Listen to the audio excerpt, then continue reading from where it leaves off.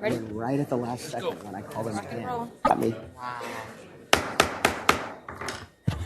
Good evening, everyone. Welcome to our June 2nd, 2026 City Council meeting. It is 7 p.m. Meeting is now in session. Hope everyone voted today. Any person wishing to address the City Council during oral communication must complete a speaker card that is provided at the entrance of the council chamber and submit the card to the Assistant City Clerk prior to commencement of oral communication. Speaker cards will not be accepted after oral communication has started. Please note those who submitted cards for the public hearing will be called during the hearing item. That will be towards the end. Tonight's invocation will be led by Pastor Al Richardson from New Beginning Christian Fellowship of West Covina, and Mayor Pro Tem Cantos will lead us in the Pledge of Allegiance. All rise.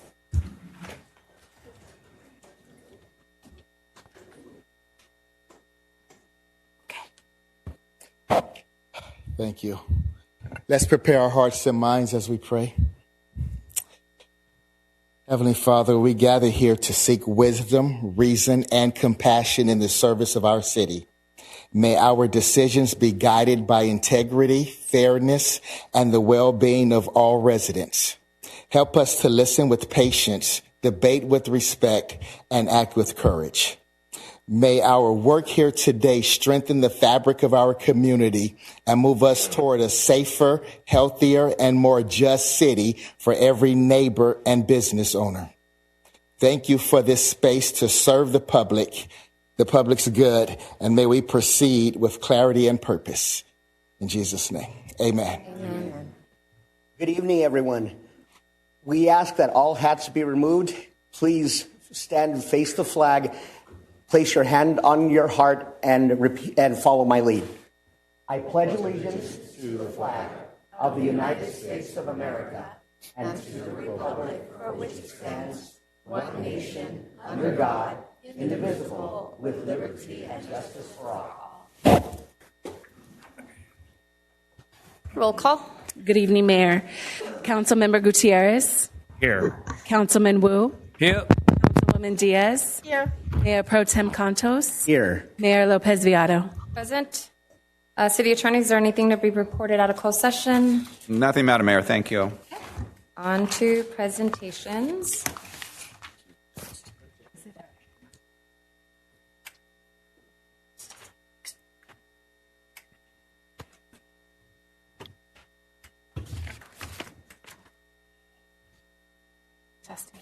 Testing.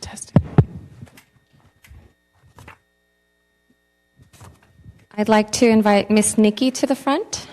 We have a recognition for Miss Nikki's Event Productions for its night market at Hearst Ranch. Come on up. So this evening, we are thanking Miss Nikki's Event Productions for the work in organizing the night market at Hearst Ranch. The night market at Hearst Ranch has curated a selection of food and retail vendors on a monthly basis with a DJ and community spirit. The next night market is scheduled for this Friday, June 5th, 2026, from 5 p.m. to 10 p.m. And I have attended both night markets when it first started, and I just wanted to say it's a great event, lots of community, and feel free to come along. And you want to say a few words? I'll go ahead and pass it over to the gentleman because I'm not feeling well.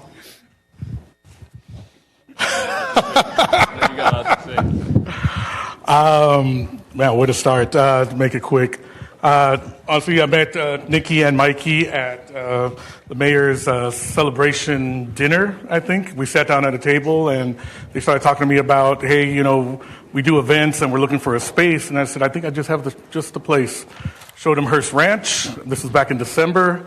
Within 2 months, we formed a company and laid everything out, got all the insurance, the health department permits, everything together, and had our first night market in March. 42 vendors, about 1,800 people. He likes to say more. 72 vendors in our May, and we're set for 95 vendors, I think, for our June 5th market. Amazing food. 80% of our vendors are West Covina or adjacent city locals. We really strive for that. And a new component that we're adding now is a fundraising component where we are donating part of the collected vendor fees, a percentage. At this one, we're going to be fundraising for Edgewood PTSA. We're going to be doing the Pony League in July, and I believe Boy Scouts in August, and other organizations to come. We look to raise about $3,000 to $4,000, and you can hold me on that. We'll see the numbers after on Friday. But really want to turn this into a really fun night. Hope you can all make it out. Hearst Ranch, June 5th, 5 o'clock till 10 p.m. And did you want to say? We do have a short video that we wanted to show the public, but did you have? Just a lot of our vendors happen to be students. I believe our youngest entrepreneur is 11 years old, and that's for Haley Suds. So we're really trying to get small businesses and a lot of students to come out and participate, and they're making it. They're doing it. Awesome. Thank you. So we'll go ahead and play the video.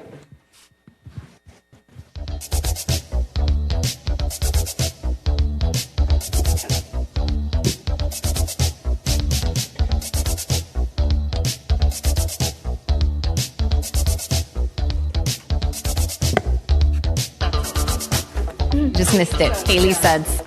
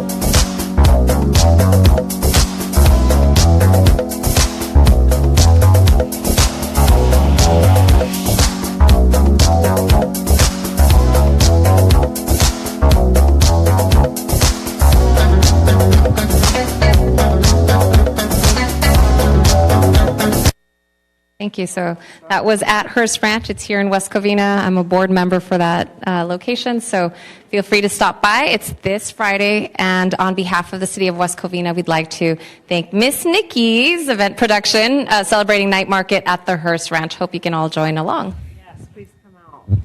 Enjoy the fun. Please come out. Support. We're doing the fundraiser for the PTSA, correct? Yes. And there is most important, if you're in Hearst Ranch, you know about the parking.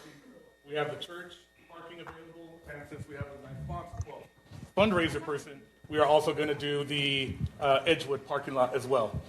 So, Thank you. yeah.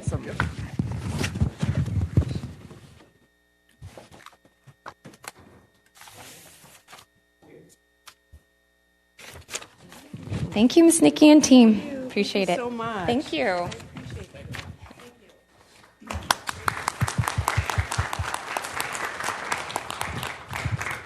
Up next, we have the Taste of West Covina presentation recognizing CSIG LA. I'd like to invite Gio to the front. Is he here? There they are. So it's crispy, sizzling, unforgettable. At CSIG LA, they're bringing bold Filipino flavors to West Covina, loaded with flavor, cooked fresh, and made to satisfy every craving, from savory sisig plates to comfort food with a kick every bite leaves you wanting more. So starting today and running until the end of June, Sisig LA will offer customers 10% off their purchase. Simply mention Taste of West Covina on your visit. So Gio, what's your favorite item? And tell us a little bit more. They're located inside Haven City. Yes, hello. Good evening, everybody. Thank you, Mayor, for inviting us. Thank you, council members who are here today. We are located at Haven City Market inside next to GW Supermarket. So come visit us. One of my favorite items there is the sisig bao. So it's fluffy and sweet. But and also, of course, the crowd favorite, the sizzling sisig, which is on top. So it's to describe more about the sizzling sisig. Here's Jerry, one of the owners. I'm just gonna read it for like a lot of people. A lot of questions like, what is sisig? So we are Sisig LA. For those who may not know, sisig is one of the most beloved Filipino dish originating from the Philippines. The word sisig originally means to make it sour, and then a traditional method that influenced the dish early preparation. And at Sisig LA, our mission is proudly to represent Filipino food and culture by bringing a unique twist to every bite. We blend tradition with innovation to create flavors that appeal to the new generation while embracing the diverse cultures and communities around us. We believe that food has the power to bring people together no matter what the culture, background, or race. A great meal can create connection and shared experiences. Through Sisig LA, we hope to unite people through bold flavors, authentic Filipino roots, and taste that knows no boundaries. Thank you for being part of our journey, allowing us to share our culture with you one bite at a time. So I challenge everybody to come out, support small businesses, and try out new flavors, new food. You never know, you might fall in love with it. So on behalf of City of West Covina, we'd like to recognize Sisig LA for celebrating Taste of West Covina. Thank you so much. And we also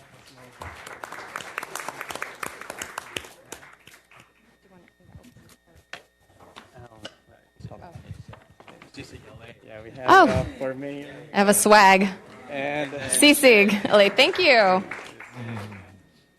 There you go. Sisig, easy words to say, right? S-I-S-I-G. Thank you so much. Appreciate it. All right, we'll hold this. I'll hold this too.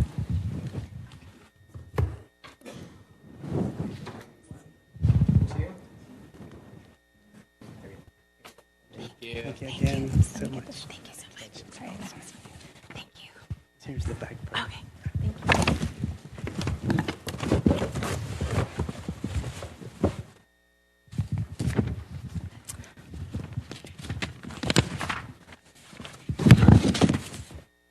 So up next, we have our other Taste of West Covina presentation recognizing La Vaquita Cafe. I'd like to invite Anna Ochoa to the front. Is she here? La Vaca. La Vaca.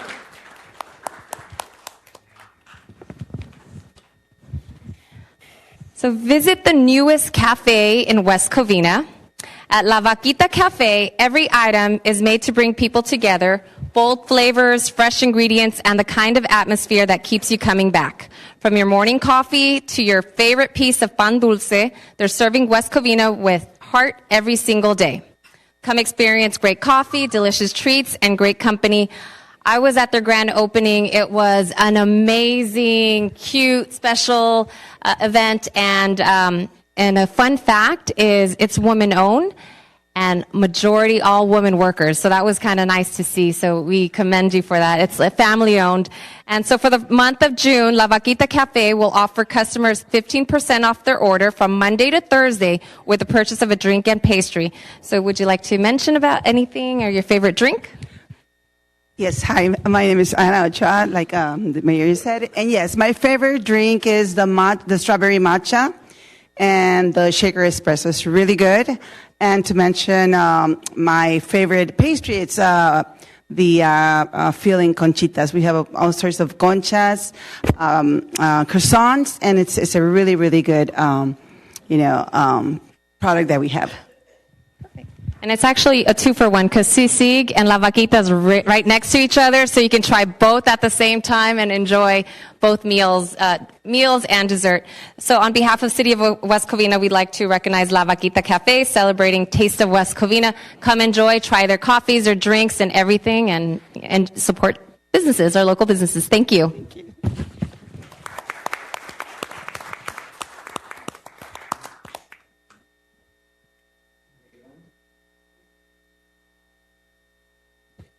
Congratulations. Thank you. Thank you. Up next, we have a special treat.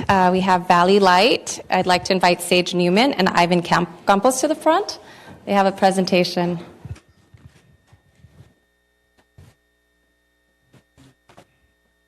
So I'm going to go back to the dais, and the floor is yours.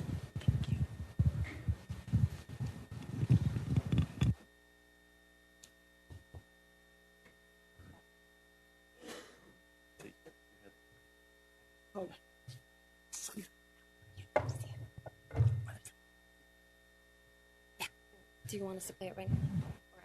No, we want to give you some. So she want me to. Yeah. Go ahead. Do you want to speak? Or I can get you the microphone. Did you want to say a few words first? Yes. So we have Sage, CEO of Valley Light. Valley Light Center was established in 1971. And there's been many struggles in those 55 years, but I think that we finally have overcome it. And one of what has helped us a lot is the support from our city, particularly, okay, and the businesses that recognize the people that are differently able. One of my favorite quotes is by Vera Miles, and it says, inclusion is not being invited to the party, but it's being asked to dance. And I want to thank you guys for asking us to dance. Okay. And we would like to, Ivan? Yes. Thank you. Thank you, everyone. We just wanted to go and present the City of West Covina with a certificate of recognition. We have it to where it says, in grateful appreciation to the West Covina City Council for its championing opportunities that empower individuals with developmental challenges to contribute, belong, and thrive. Your commitment to inclusion enriches our entire community. Thank you. Thank you. You want to get in the middle? Oh, sure.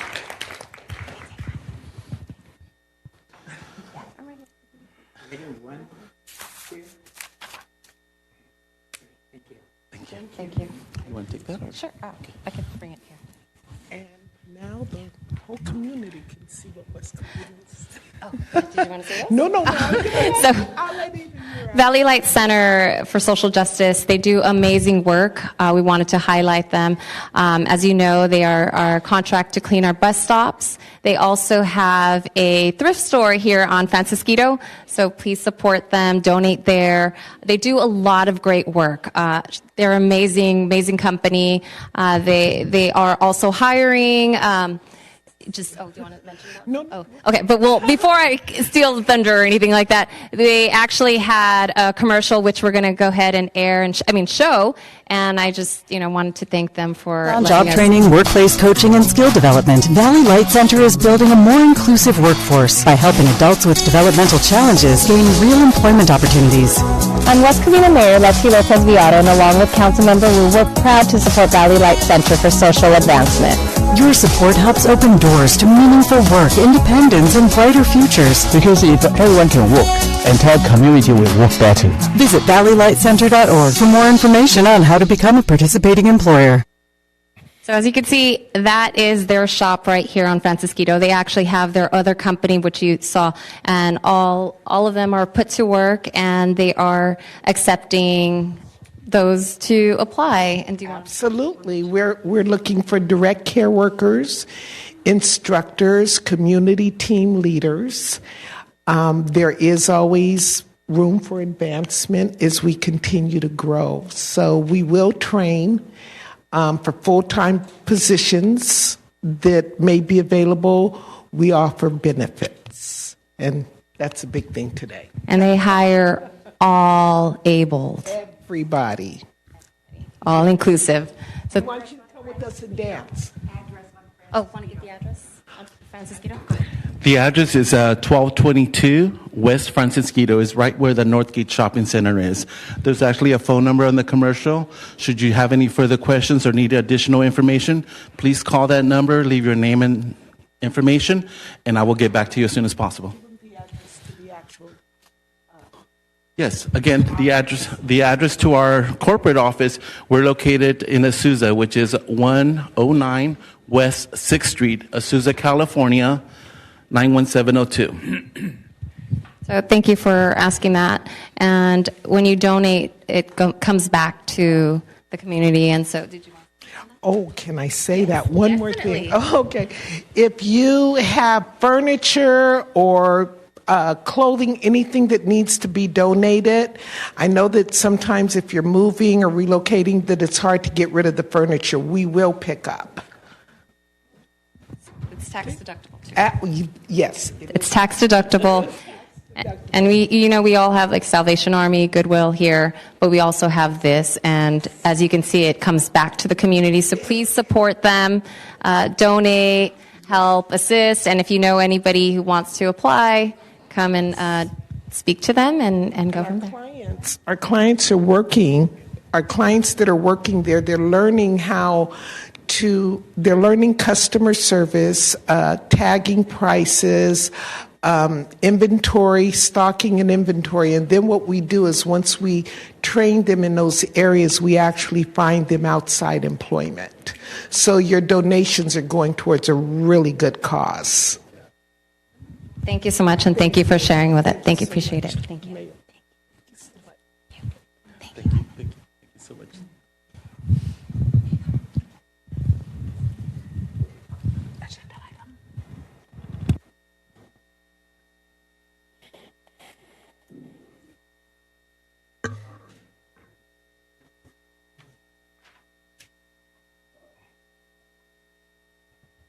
Now for our city manager's report, which will be given by our acting city manager, Mylan Marakovich. Thank you, Madam Mayor. Our city street crew are currently working on sidewalk replacement projects at 1222 East Mardina, West Covina. By doing sidewalk replacements in high-risk areas, the city crews are reducing city liabilities related to trip and fall hazards while keeping West Covina safe at the same time. A status update on the emergency repairs at Fire Station 123. Renovations are 80% completed. Contractors still awaiting the arrival of the kitchen cabinets to complete the project. Palmview Park baseball ball field lighting has been converted to LED lighting, which makes a significant difference and makes it far safer for the ball players to play. The Housing Rights Center This is the city's fair housing center service provider, as well as a CDBG subscription. On June 25th, the Housing Rights Center will conduct an in-person fair housing workshop for West Covina tenants and landlords. The workshop will be held in the community room of City Hall from 6 p.m. to 7:30 p.m. Topics include fair housing laws, disability accommodations, and more.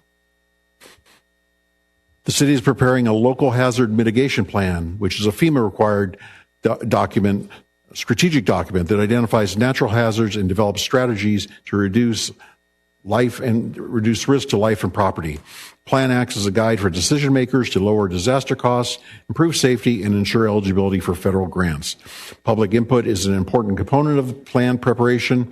Please consider taking the online community survey to help us build a more resilient city. More information, including a link to an online community survey, is available on the city's webpage. The staff has been working diligently to prepare for the summer youth basketball season. Registration will begin on Monday, June 15th. An update will be given as part of tonight's City Council meeting.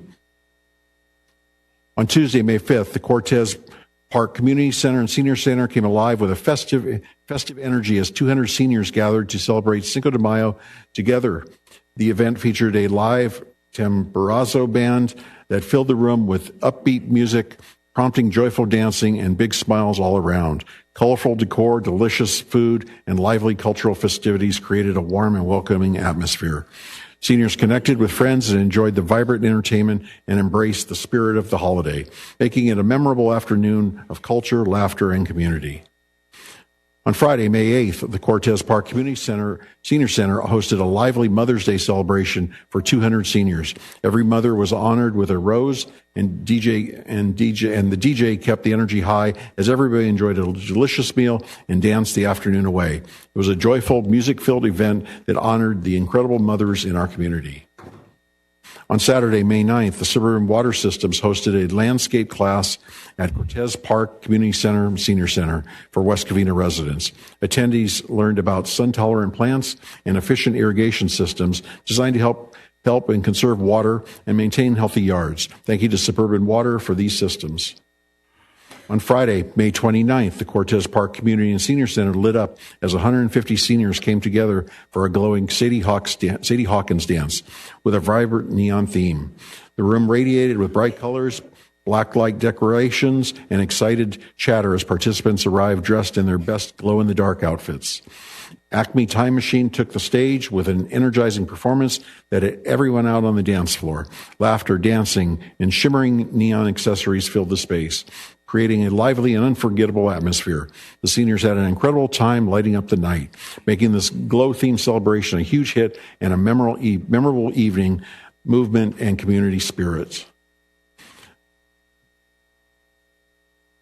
The Senior Center Garden Club held its second meeting on May 28th, led by recreation leaders Isabel Oliveras and Valerie Gonzalez. Members were excited to harvest the Green Star lettuce they've been growing together.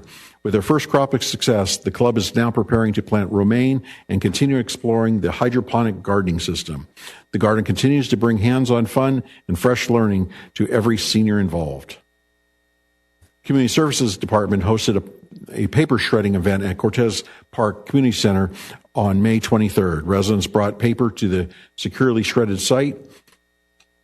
The city recycled 6,900 pounds of paper during the event.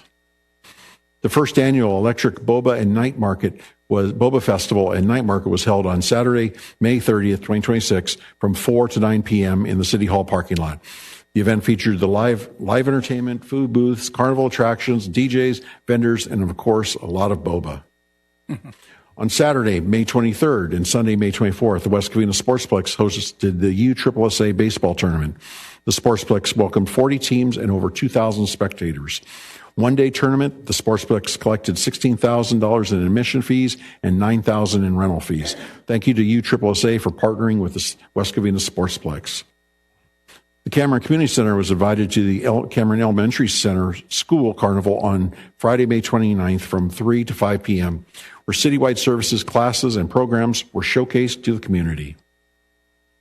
Our community and economic development staff attended the annual International Council of Shopping Centers conference held 2 weeks ago in Las Vegas. ICSC Las Vegas is the biggest annual networking and deal-making event in retail and commercial real estate. It brought together thousands of deal makers, including our very own staff, to one place to make deals and build relationships. Staff made great connections and relationships that will lead to future development in the city. The city of West Covina will shortly welcome yet another new business to the community. Wallace Chicken will be coming soon to the corner of South Glendora and West Christopher Street. Come join the council as we welcome them to the community at their grand opening ceremony scheduled for Sunday, June 7th, this Sunday. The ceremony will begin at 10 a.m. with the restaurant opening shortly thereafter at 11 a.m. On May 20th, the police department proudly joined fellow agencies at the 57th annual Los Angeles County Peace Officers Memorial Ceremony, a solemn tribute to the brave men and women who made the ultimate sacrifice in service to the residents of Los Angeles County. Chief Cortina was joined by Captain Carmen and 5 members of the Honor Guard who stood in representation of our department, paying homage to the fallen with dignity, respect, and unwavering dedication to their memory. On Tuesday, May 19th, Engine 123 participated in Career Day at Grove Center Elementary School. Captain Jackson, shown here interfacing with students while firefighter Andrade is wearing his full personnel protection gear. His PPE includes turnouts, helmet, flash hood, boots, gloves, and self-contained breathing apparatus. This PPE gear can weigh between 45 and 75 additional pounds. On Tuesday, May 19th, Eminent Health, Queen of the Valley Hospital held the annual Emergency Medical Services Week. Queen of the Valley hosts EMS Stroke Luncheon honoring the Mobile Intensive Care Unit, MICN, and Paramedics of the Year from the West Covina Fire Department, and for all their hard work, dedication, and partnership. The Utility Terrain Vehicle, UTV, was delivered to the city. The UTV will assist the fire department to provide all emergency response services throughout the city, including urban areas that are inaccessible by traditional fire engines and ambulances, only reachable by foot or specialized off-road vehicles. This capability is essential to ensure timely medical care, effective transport, and responder safety in areas that are impassable. The city has locations such as Gallister Park that present steep terrain, narrow access points, and unimproved roadways, where patient access, medical care, and transport are significantly delayed without a purpose-built UTV. The fire department will have the new UTV and all equipment on display before one of the July council meetings for city officials and the public to see. The LA Regional Training Group supported all 29 LA area fire chiefs, put together monthly training videos to provide regional training. This month, the West Covina Fire Department was the lead agency for June training videos focused on fireworks. Both Battalion Chief 12, Engine Company 124, Rescue Ambulance 124 participated in this filming. The training video is due to be released later this month. Upcoming events. Street sweeping demonstration will be this Saturday here at West Covina City Hall in the main parking lot at 10 a.m. Summer Concert Series Night Market, Company Band, Wednesday, June 17th, West Covina Civic Center. Ties and Tiaras, Friday, June 19th at Shadow Oak Park Community Center. And Summer Concert Series and Night Market, Journey Through Time, Wednesday, June 24th at the West Covina City Civic Center. And that concludes my report for tonight. Thank you. Lots happening, as you could see. So thank you very much. Before moving to oral communication, we have an adjournment for tonight's meeting. For more than 20 years, Tim Ruggiero, I know him as Sensei Tim, dedicated himself to the youth of West Covina as a karate instructor, first at Shadow Oak Community Center and later at the Cameron Community Center. More than teaching martial arts, Tim instilled discipline, respect, and most importantly, confidence in the countless children whose lives he shaped. His encouragement and genuine care helped generations of students believe in themselves and reach their full potential. Tim was a devoted husband, father, mentor, and friend whose passion was ensuring every child had the opportunity to participate. Known for his generous spirit, he kept class fees affordable because he believed no child should be denied the chance to learn and grow.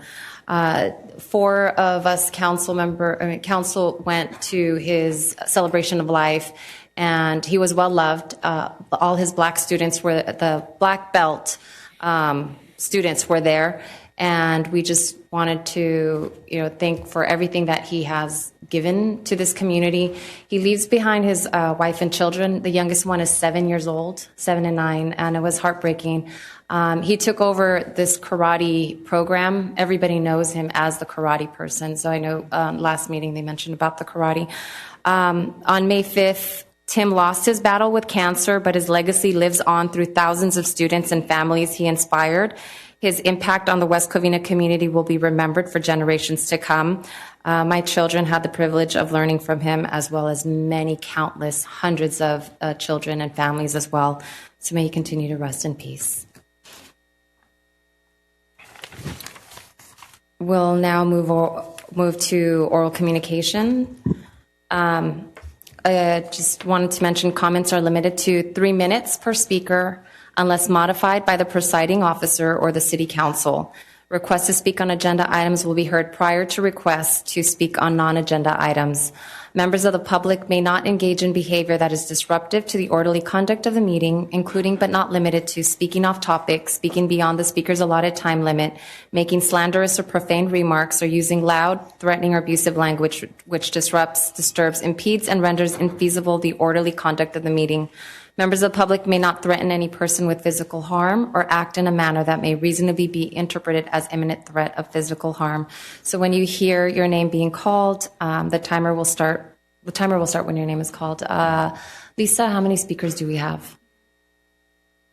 Apologies, we have 16 speakers this evening. 16 speakers. And then just remember, those who are speaking on the public hearing, that's at the end. But go ahead.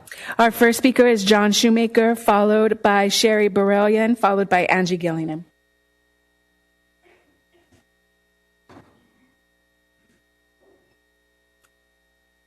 Well, hello, everybody.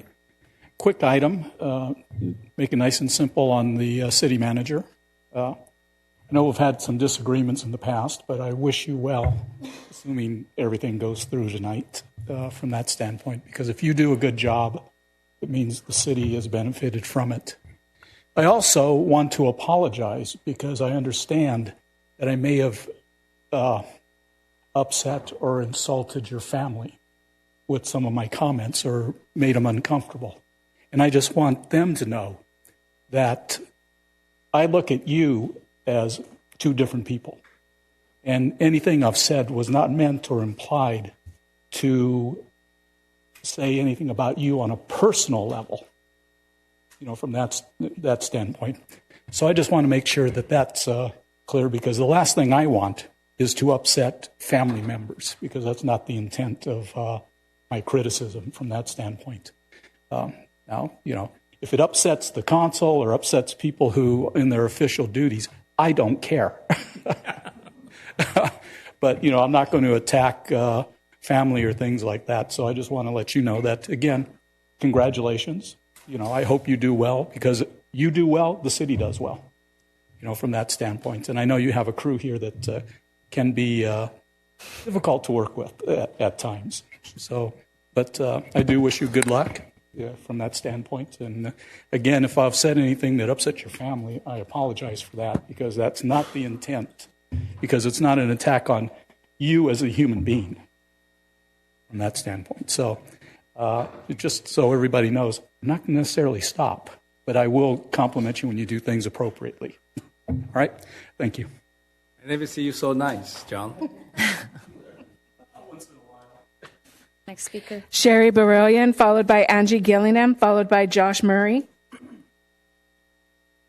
Topic I want to speak on tonight is the selling of our maintenance yard. That is nothing more than a pipe dream. The two of the council members are going to ask our West Covina PD and our fire department association to support them in the next election. I hope they're smart enough to bypass everyone and refuse to endorse anyone on this particular election. The people that are going to ask for their help have been here 8 and 9 years, and they have done nothing. For 8 years, they've said, we have the money to hire 10 officers, and we never hired 10 officers. And now, last week, you put, we just hired 6 new officers. 2 officers have retired in the last 2 months. So you only hired 4 new ones and 2 replacements. And are we paying for that? No. I hope everyone understands that it is not the city that's paying for that. It's our businesses. They're the one who took the bullet on this Athens contract, and they're paying for the police officers, not us, and not out of our budget. As for the fire department, and I believe it's fire department number 1 and 2 that needed help for 8, 9, 10 years. I believe it goes back to 2002. And nothing has been done for them until election time. If we had taken the money from the failed health club and non-approved health club and the sportsplex, $1 million a year down the toilet, and the illegal chamber that we're running, that money could have been used for the fire department all along. So misspending does not excuse any of this. Originally, the first plans were for Cameron and Sunset. I was at that meeting, and I thought, gee, that's a lot of money, because the designer wanted just under $190,000 to design the fire department. That was so much money. Well, thanks to Councilman Wu, 7 plans later, we have gone up from a 9,500-foot facility, and we have gone up to 7 plans, which is now $1,380,000 just for the plans, not for any building. Now, you want to build on our maintenance department. Okay, and why is that? Because the $50,000 plan you want to do will not fit in the old location if you use the chamber office, Thank you. Next speaker. I will be back and finish. We'll see you. We'll see you next meeting. Angie Gillingham, followed by Josh Murray, followed by Milo Victoria. Mayor, Council, I'm coming here tonight to speak on the importance of our library and the many uses the library gives to the public, currently serving as a polling center for everyone in the community and surrounding communities. Daily, Tuesday through Saturday, it serves the community with many children's books, adult programs like Zumba, which has great attendance. The library also serves as a place for the public who do not have access to computers in their homes and for the homeless population. The library is used for board and cared individuals who come daily, sit and comb through our magazines and children's books. Many patrons come and sit on the grassy area, read a book, and eat a snack. I recently reviewed the latest rendering of what this council is proposing to build, Fire Station 1, on the corner of West Covina Parkway and South Garvey, where currently over 150 mature trees, shrubs, and a berm will be removed to build this station. I need to refresh this council of the importance of that area to West Covina residents. In 2011, the council decided to sell off that property for a medical building. The public learned of the potential destruction similar to this project, and soon a lawsuit was filed by a group of residents known as the West Covina Improvement Association, who opposed the medical building and destroying that area. The WCIA successfully blocked the sale. Mr. Wu stated in May at the council meeting that the parking lot, which is city-owned, is under negotiation with the county. Wu went on to say the parking lot will not be affected in any way. Wrong.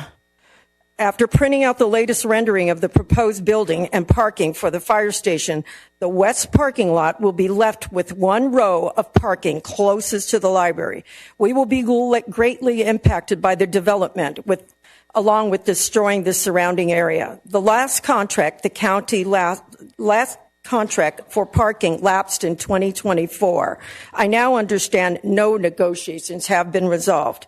As the current president of the Friends of the Library, I urge you to do the right thing, lease out the parking lot as it stands today for all those who come to that location for the many uses it provides. Thank you. Thank you. Next speaker. Josh Murray, followed by Milo Victoria, followed by Charles Ting. Hello and good evening, Mayor, members of the council. My name is Josh Murray, and I am here on behalf of West Covina Library. I would like to invite the teens of the community to join us on Wednesday, June 10th from 4 to 5 p.m. for East West Players Theater for Youth presents Tam Tran. Teens will enjoy an original play from East West Players based on the story of Tam Tran, an undocumented UCLA student who testified to Congress for the DREAM Act.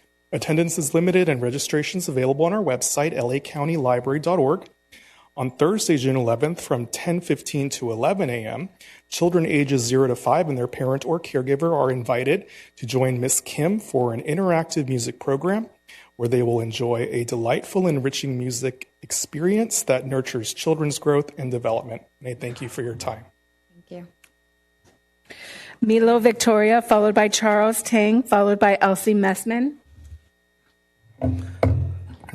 Good evening, Mayor, council members, staff, and general public. My name is Milo Victoria.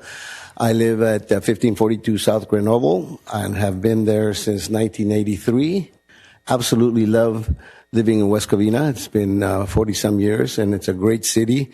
Not perfect city, but a great city. Until recently, I had a situation that I need to bring up to the council, to the city council. About 3 months ago, some no parking signs popped up on my street, on both signs, restricting parking from 10 a.m. to 2 p.m., presumably for street sweeping. Unfortunately, those signs are everywhere. There's on both sides of the street and about a half a mile radius from where I live. So if your car is on the street, or you need to park your car on the street, you have to go probably half a mile to find a parking spot. I had called the city and was told that I needed to address the council for this. I sent a email to my council member, Ms. Diaz, and I received a response from Millen. City manager. Yes, the city manager. Mm-hmm.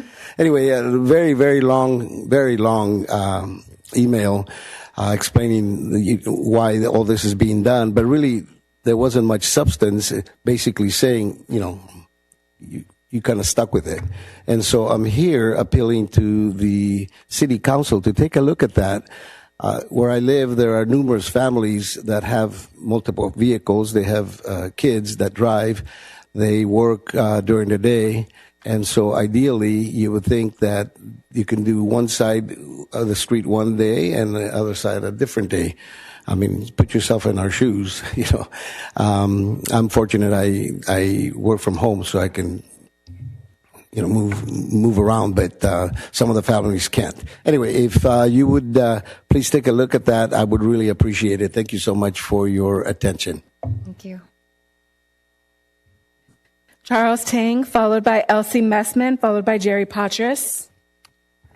Good evening, Mayor, council members, and city staff. My name is Charles Tang.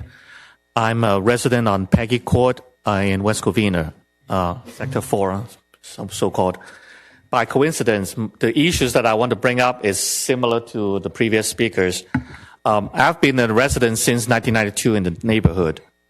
Long time ago, the city staff come by to our street and put up a street sweeping signs showing 9 to 3 every other Friday, street sweeping, no parking. Fine. We comply with that. It's fine and dandy. Some time ago, the city crew come in, change the sign to street sweeping Monday, 10 to 2. But apparently, the street sweeping crew did not get the new notice. They still come on Friday between 10 to 2 and strip the street every other Friday. So now we have a confusing situation. So I'm hereby humbly request city staff to look at the issues one more time, reevaluate the need and necessity, when we should sweep the clean and what sign to post, so residents can park their curbside cars somewhere safe to avoid getting a ticket. Now, I'm a practicing traffic engineer since 2004, registered in California. If you guys need a second opinion or technical input, I'll be more than happy to volunteer my technical expertise to assist the city staff. Thank you. Thank you. Elsie Messman, followed by Jerry Patras, followed by Jim Grivich.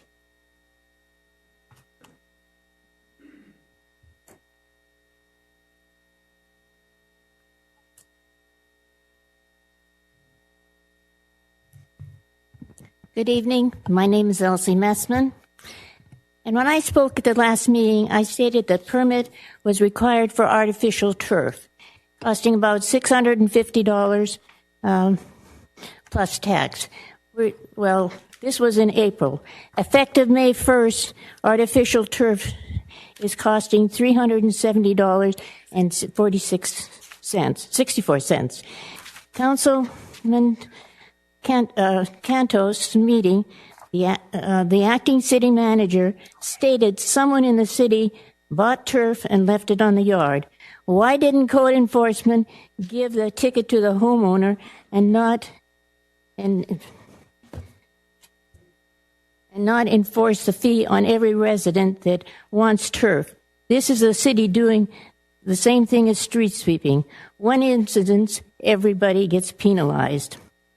My main reason I am here tonight is to speak about the waste of taxpayers' money on unwanted, unrealistic projects that the residents do not need or want or cannot afford, such as the health care, selling of the maintenance yard, and street sweeping. I will speak on street sweeping tonight because of my time limit. I live in the Ridgewood tract, and at Councilman Wu's district, we have 4 signs on Monday cleaning and 8 signs on Friday cleaning, a total of 12 signs for 254 homes. Talk about cheap, and this is only one track. Now we have vehicles along with a street sweeper to give out tickets next month.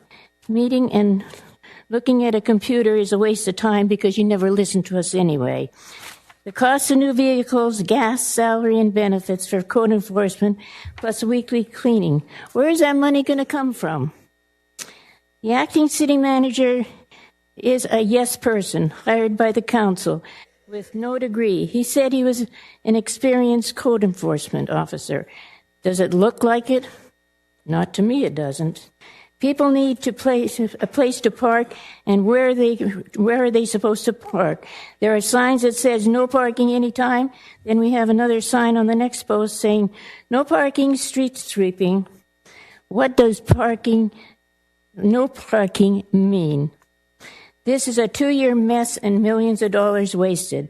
Instead of 24 weeks, now we pay for 52 weeks of cleaning.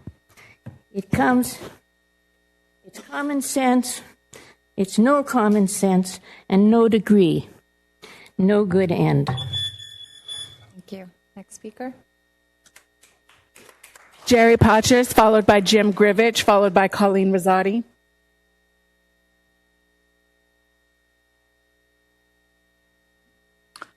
Good evening. I don't think a day goes by that I don't hear about parking, and I'm not on the council. Elsie Messman's pointing out that you have sign problems. You have in her district signs, and I think the gentleman before her spoke to it. You have signs that say street sweep, no parking on Monday, but the street sweeping is on Friday. That makes no sense. And I hear about it. I hear throughout the city, similar things about the signs are off. There's not enough signs. You had enough signs to buy 2 police cars, but you don't have enough money to buy enough signs? It doesn't make sense. I'm sorry. I've implemented projects. I've fixed projects that others have implemented. You're at a point now where you need to have somebody go around and check that the signs and the colorful map match, because you haven't done it. What you've done is you've just listened to residents and you treat us like static. They're just complaining. I don't have to listen. When you start issuing citations, is that the time to start listening? Because you put signs up wrong? Please take a few minutes and fix this. I shouldn't have to hear it all the time.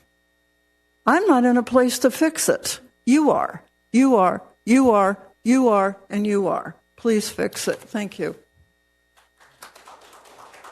Jim Grivich, followed by Colleen Rosati, followed by Jerry Rodriguez.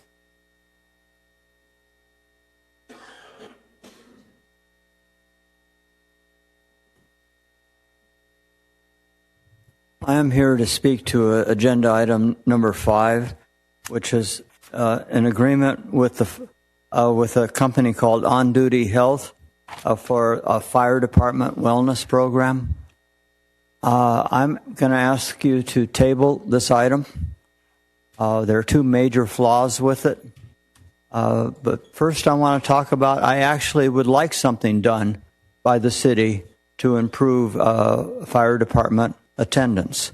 I've spoken before that department has excessive absenteeism, and the last time I heard a number, which was several years ago, it was 35%. If you know anything about a business organization, if your employees are only there 2 days out of 3, that's really bad. So I'm in favor of doing something, but what's being proposed here is wrong for 2 reasons. First, it says there's no budget for it. This city council has adopted a budget policy that says you should not spend money unless there's budget for it. Yet right here in front of you is an item that says no budget. That's wrong. You should table it and ask them to provide a budget before you'll pass it. Number 2, no other vendor was invited to participate in bidding for this particular project. There's no reason why something like this has to be given to a single vendor. And if you don't remember, the state auditor provided a very specific recommendation to you and has reiterated it just last December, that your items that you purchase must provide value. How do you know if it provides any value if you don't look and see if somebody else could do a better job or a cheaper job? You didn't even look. I'm just going to give you a specific example on this. And Mayor, please give me a little bit more time if I need, because I did this professionally, and I was very successful in reducing industrial accident absences. Ask anybody that wants to do this work, show me in the past how you reduced industrial accidents in the agencies that you work for. Give me numbers on how you reduced industrial accidents. If you can do that, then maybe we want you. But there was no request for anything like that this time. Nothing at all. Thank you. Thank you. Colleen Rosati, followed by Jerry Rodriguez, followed by Steve Bennett.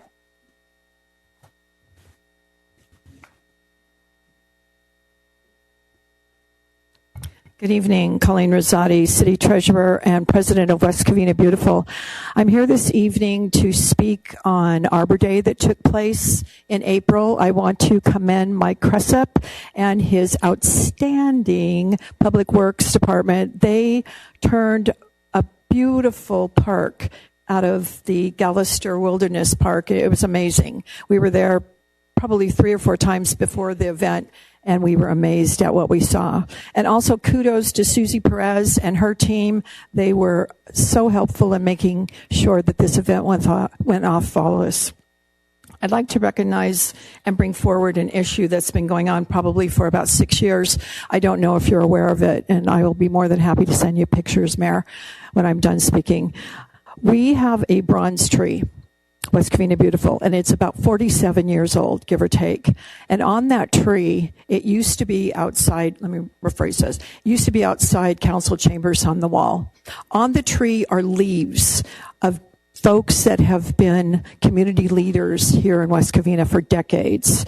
And I'd like to just name a few of those folks whose names are on those leaves that we have recognized by planting a tree in memory of them, but not limited to. Former Congressman Esteban Torres, former Mayor Ken Chappell, former Commissioner Phil Kaufman, former West Covina PD Don Holtz, business owner, community volunteer Mario Del Fonte, prominent attorney Bob Ebner, former Mayor Brad McFadden, West Covina High School educator, coach Mike Okura, Beverly Bolthris, a fierce to be recognized with, Carolyn Art, and many more. That's just a few. There's probably close to 50 plus leaves on that tree. And that tree went missing about 6 years ago during pandemic. And I have been looking for it. Oh, I got to talk fast. I've been looking for it for 6 years, and we recently found it in the staff lounge behind a trash can, disassembled. That was heartbreaking. These are folks that have given their time, their energy, their dedication to represent West Covina, to help us. While we're elected, there's only 7 of us. Without the help of the community, our nonprofits, we would be nothing. This is a team effort. I wrote an email not that long ago about how we really need to be more united than we are. The city is fractured. I've been involved for a really long time. We need to bring it together. I'm requesting that you look into that, please, where that bronze tree is. Let's get it put back up. Let's recognize those folks that have given and dedicated their lives to West Covina to make it a better city. Thank you. Thank you. Jerry Rodriguez, followed by Steve Bennett, followed by Claudia.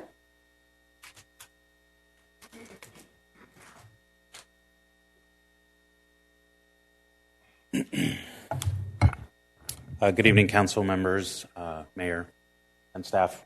And obviously the parking, I'm speaking about the parking. I don't know which districts were already spoken about except for the one gentleman that mentioned, I believe he's in District 2. We're in District 1, and I think I can speak on behalf of everyone. For those of us that, at least in our district, the first gentleman mentioned, we have no parking on both sides of the street. And unfortunately for me, I live on the corner, so I also have the adjacent street. So as he mentioned, we have to go park half a mile away to avoid a citation. So it comes to question, are we trying to just build more funds for the city, or are we actually thinking about what we're doing to, keep the city clean? As far as our district, I think I could speak for those of us in District 1. Our city is pretty clean. So even when we talk about the budget, it sounds like there's a budgeting concern on behalf of the city of West Covina. I feel like we could save some budgeting or save some money by not having, weekly street cleanings or whatnot. That I think would actually help, and possibly do, if we are going to do the street cleaning, possibly do, one side 1 week, the other side the next week or whatnot. But to have it on both sides and adjacent streets, giving no one any opportunity to park, doesn't make sense. The other thing inclusive to that is we entered, after the pandemic, an era where, from an active real estate agent, where ADUs became popular. So I kind of would ask that you guys consider what homeowners are actually doing. We also have a generation now that doesn't leave the home. So as one of the other members mentioned, or other residents mentioned, we have more cars at home. So when you have ADUs being built, more members of the family staying home, living at home, more cars, and we actually need more parking space. And what you guys are creating is limiting that and also giving us nowhere to park. So I highly would ask that you guys reconsider that. I believe that for our district, they're going to start citing July 6th. I do know that the little bit that I had the opportunity to do the research, I do know that it had been pushed back or dropped from starting that in the past. But again, I think there's got to be a sense of, as one of the residents also mentioned, there's got to be some sort of common sense on what we're going to do. So I would highly reconsider kind of just fixing it a little bit. That can also help the budget of West Covina. Thank you. Steve Bennett, followed by Claudia, followed by Doug Ford.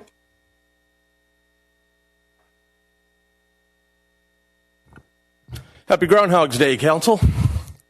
Seems like every meeting you're getting beat up about street sweeping. I mean, if we go back to when we held those community meetings and you heard the public there telling you, we don't want this, although your consultant didn't tell you that because it's not what you guys wanted to hear.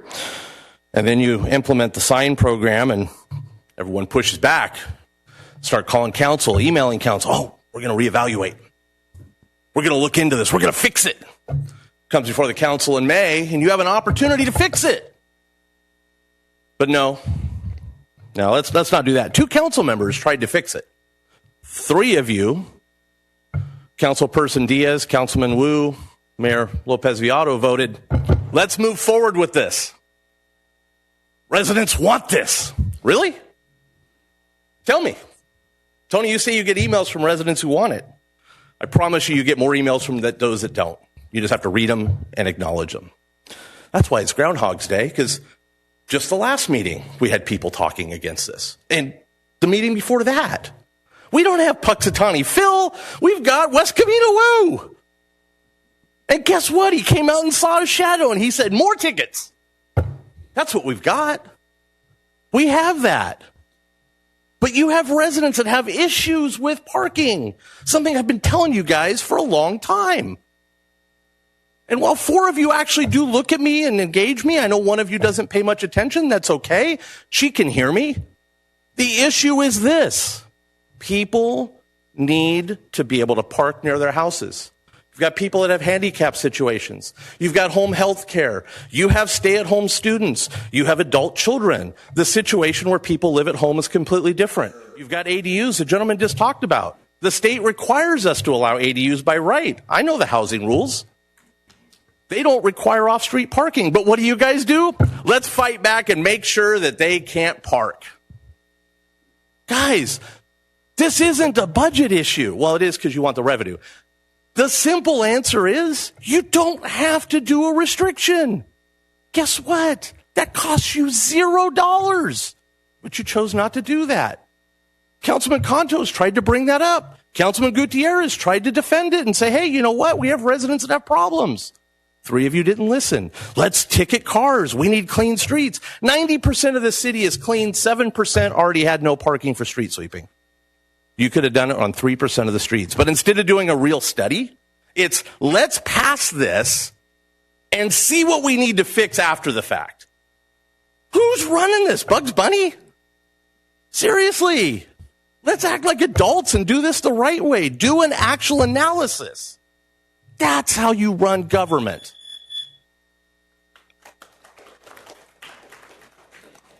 Claudia, followed by Doug Ford, followed by JD. Hello, everybody. I am not Claudia. My name is Steven. I speak on behalf of all my neighbors. I have something wrote by my other neighbor. She had to leave. So basically, we're the owners and members of the Ridgepoint HOA community.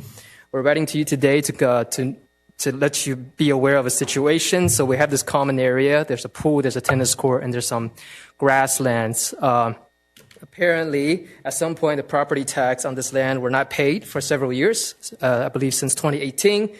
It's approximately $560 a year.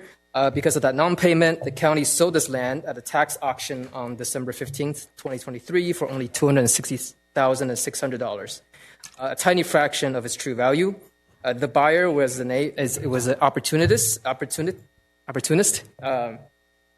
And that company now is trying to sell the land for $2.5 million. And we have reason to believe it's seeking approval from your department to redevelop it, trying to get a permit and develop land on it. We do not know who failed to pay the taxes, whether it was the management or someone else. We are actively investigating, but what is clear is that the residents were never told. It was all done behind closed doors. We just found out last Saturday when a group of us were playing the tennis court and got kicked out by strangers saying, hey, this is our land, please leave.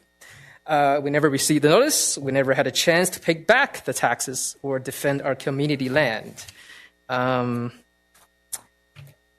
So imagine all your taxes you pay to the state, you drive on the roads and they maintain the city, but all of a sudden the city belongs to another country now. So that's how I feel what's happening right now. It can be fair or legal. This land is not a vacant land. It has been actively used by 87 family members every single day. The CC&R that we all signed when we bought our homes guaranteed our right to use this land.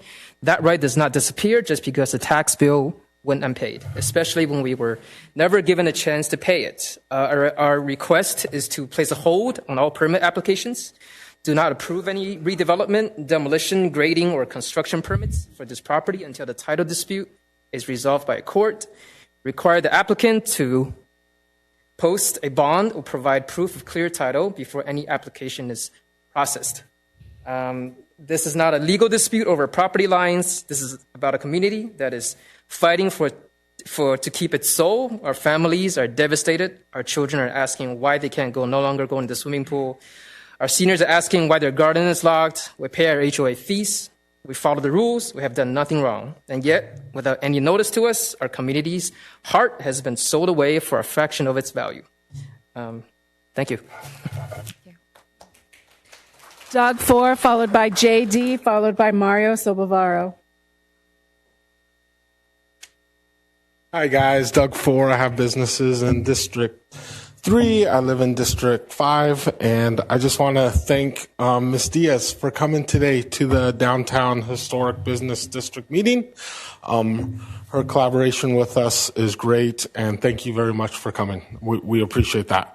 Also, I want to thank Public Works. They're doing a great job helping us. They did some pinstriping. They're fixing the lights down there. We're trying to make downtown West Covina great again. Also, the police department, want to thank them for their help in the downtown area, just trying to get rid of the riffraff down there. And then hopefully one day we'll get the night markets down that way. So thank you guys very much. Have a good night. JD, followed by Mario.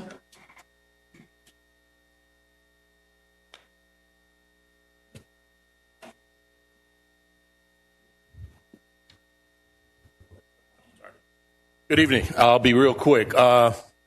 City Manager Mylan, I feel for you. You're between a rock and a hard place when it comes to the street sweeping. And unfortunately, you were part of that rollout, along with some of those behind you.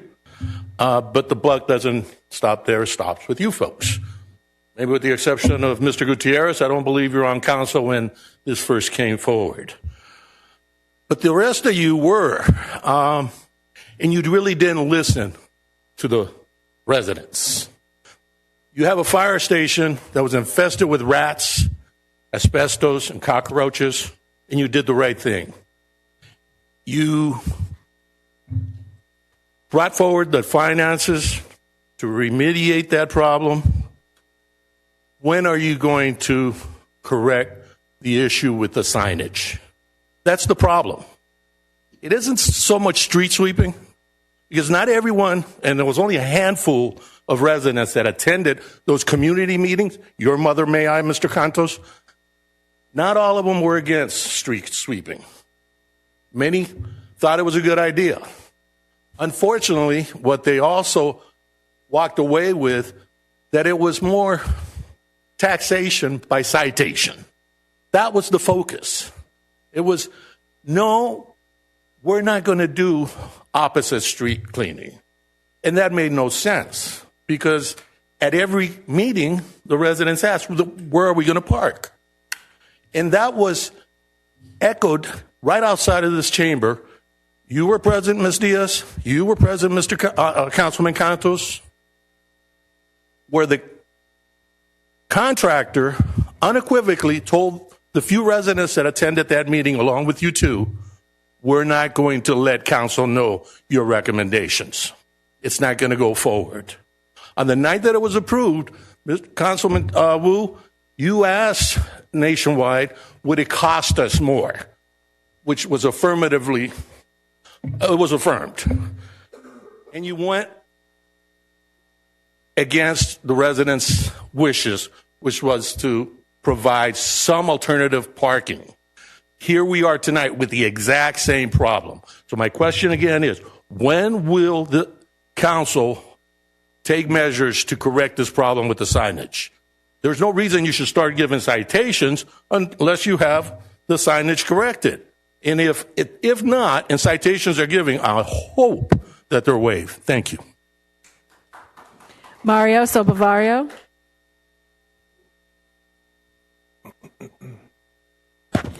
All right. Good evening, Council, Mayor Pro Tem. A couple things to talk about. $1.4 million in designs. Tony, come on. I'll do it for you for $1,000 a piece, bro. I do renders, and from what I hear, I can just do a public records request and get Ontario's fire department layout, and it's a copy and paste. But that's a lot of money I do this for a living. That's a lot of money for render drawings. Next, I want to speak on something that I've observed and others have brought to my attention is the transient, unhoused, whatever you want to call it, in the downtown Glendora area. They are breaking into the outlets of the light poles to charge their phones. I mean, that is vandalism. They're literally prying them open and accessing the wires there. Now, as you know, I did help the city out with some welding recently. Happy to weld that shut for you guys. Just give me the word, and we can make that happen.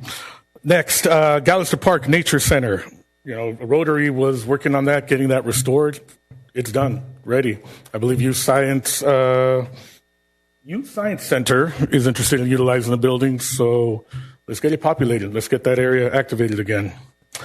On the street sweeping, I was here with many in this room for those meetings. I remember the meetings originally started. We need street sweeping because the water going out to the sea is too dirty, and we need to meet some requirement along those lines. Then the questionnaires that followed asking, you know, do you like clean streets? You know, these were the questions that were asked of us during the street sweeping thing. We told everyone pretty much was on the same page that we needed alternative side sweeping. The other issue with it is the conversations that I see that are had with this at one point is we're going to look at the high density areas, which normally in the past would be apartments. But now with ADUs and multi-generational housing, you have a hodgepodge of high density areas scattered all over the city. It's no longer a concentrated area that you can look at for high density. In addition to that, I have a lot of cameras around my house that pick up the street sweeper, and they're pretty good resolution. And many times there's leaves in front of on the road there, and this thing just comes zooming by. at about 20 miles an hour. No water, just running the brushes, and it looks like the suction isn't working on the vacuum. And I went to the meetings, and they told us that the reason is California state law doesn't allow them to run the vacuum all the time or at its highest efficiency. So these things aren't even really doing their job. They're just driving around. Out of time, but I should look into that. Thank you. No further speakers, Mayor. Thank you for your public comments. Our acting city manager will respond to all the concerns that came up today. Go ahead. Thank you, Madam Mayor. Mr. Shoemaker, thank you for your nice comments. Sherry, on the sale of the city yard, thank you for those comments. For the West Covina PD officers that we're hiring, we are expecting to get up to 110 sworn. We have a number of officers currently in the academy and a number that are on training right now. And we have a couple in the queue. As we have retirements, we'll be adding more people to the next academy classes. For the fire stations, yes, a lot of the work was over the years. There was a lot of deferred maintenance. There has been a catch-up phase with the repairs. A lot of times when the repairs are brought to our attention, they're in significantly bad shape. But our public works staff and our city engineers and everybody are working their best to address the concerns as they're brought to our attention. Ms. Gillingham, thank you for your positive comments about the library and your comments on the fire station. Josh Murray, thank you for your updates on the library. Colleen, thank you for your thanking our public works staff, our community services staff for the work that they did for the Arbor Day event. It was a very, very nice event, beautiful setting. They absolutely did a great job. And I'm aware of the bronze tree and something must have happened in years past that it came down. But I'll definitely be working and with the council on that to decide a new path forward. Stephen, on the property at I believe it's the Ridge Point and the Ridge Point land sale, real brief scenario for the council's information is the property owner failed to pay property taxes. So after a period of about 5-6 years, it finally went to auction and LA tax office, and they sold off the property to a buyer, and now the buyer is going to resell that property at a higher price. It's a private land transaction. It's not city property. I also understand that some of the residents of the Ridge Point group met with city staff today here at City Hall, and hopefully they provided you some guidance on avenues that you could pursue, including dealing with LA County and the ultimate sale of this property. But the reason was that the taxes were not paid by the property ownership. Doug Four, thank you for your comments about Public Works, West Covina PD, and the efforts to clean and revitalize the downtown area. For Mario, on the fire station, right now I believe we have one rendering, and other people that spoke on the fire station, the replacement of Fire Station 1. Currently it's a rendering. Monies have not put forward for the actual full plans and construction of that project. That's still in the works. That's an item that will be coming for the council at a later meeting. Also, you're correct. The unhoused population in a number of areas of the city have been breaking into our light poles and other avenues to either charge phones or take copper wiring, including right across the street along the freeway. Those lights often go dark because people are stealing the wiring from them. Also, Gallister Park, thank you for the update on the Nature Center. I understand it is looking pretty nice up there. Repairs have been made to the structure that was damaged in a fire, repainted, and a lot of work's been put in by community volunteers. For the everybody that spoke on street sweeping tonight, Milo, Charles, Elsie, Jerry, Jim, Jerry, Steve Bennett, JD and Mario as well. I recognize that there are a lot of issues with the signage, and there's several types of issues. One, we have duplicate signage on some streets where one sign says Monday, one sign says Friday. That's obviously not correct. The contractor we hired previously to install the new signs and remove the old signs did not do a very good job. There are a lot of old signs out there, and some of the new signs are also not correct. With that, Every resident that has contacted the city, contacted a member of the council, called staff, all concerns have been noted and logged. We have a project development team that is going out in the field and investigating each and every concern, and we'll be responding back to that reporting party with an answer of what we're going to do. For residents viewing and residents that are here, you can always call 939-8733, and that's going to be the primary number for all questions, concerns about street sweeping signage. If you're here tonight and you want to talk about the routes with our engineering and our public safety staff, they're up top and they're available to talk to you tonight. Right now, we've identified, and as the city's residents are all correct, we need to do a better job of surveying before we start enforcement.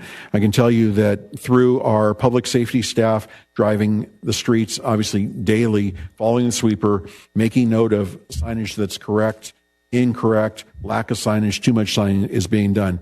Currently, we've logged 300 concerns that we've proactively identified as some signs need to be removed, relocated.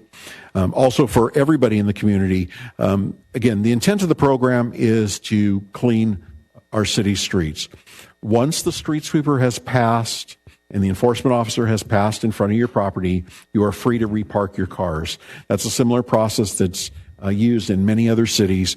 So providing the sweeper passes, you can immediately repark. You don't have to wait the 3 or 4 hour time span that are noted on the signs. So once the sweeper passes, enforcement officer passes, you can repark. I understand that we have identified areas of high density in the city. That was part of the initial rollout. We had a team that identified those areas.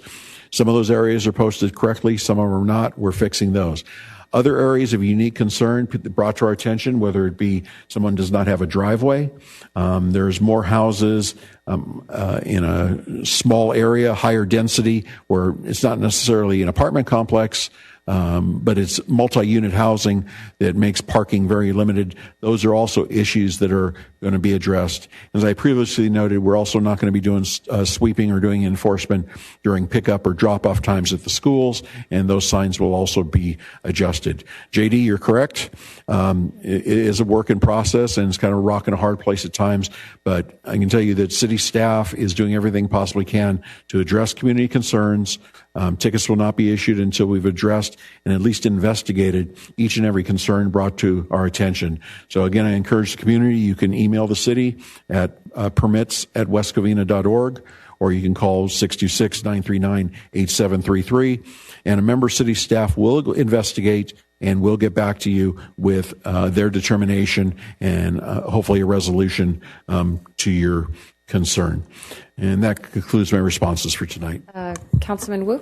Yeah, really quick. I just want to respond to the Palomino Horn Association regarding their dispute. And they sent me the email, they sent me the letter, and I talked to their HOA, one of the president or a member, and I explained to him this is a civil dispute. Okay, the city almost cannot get involved in this. But my suggestion is, because this happened in some HOA, it happened a couple of years ago in San Francisco, if you remember.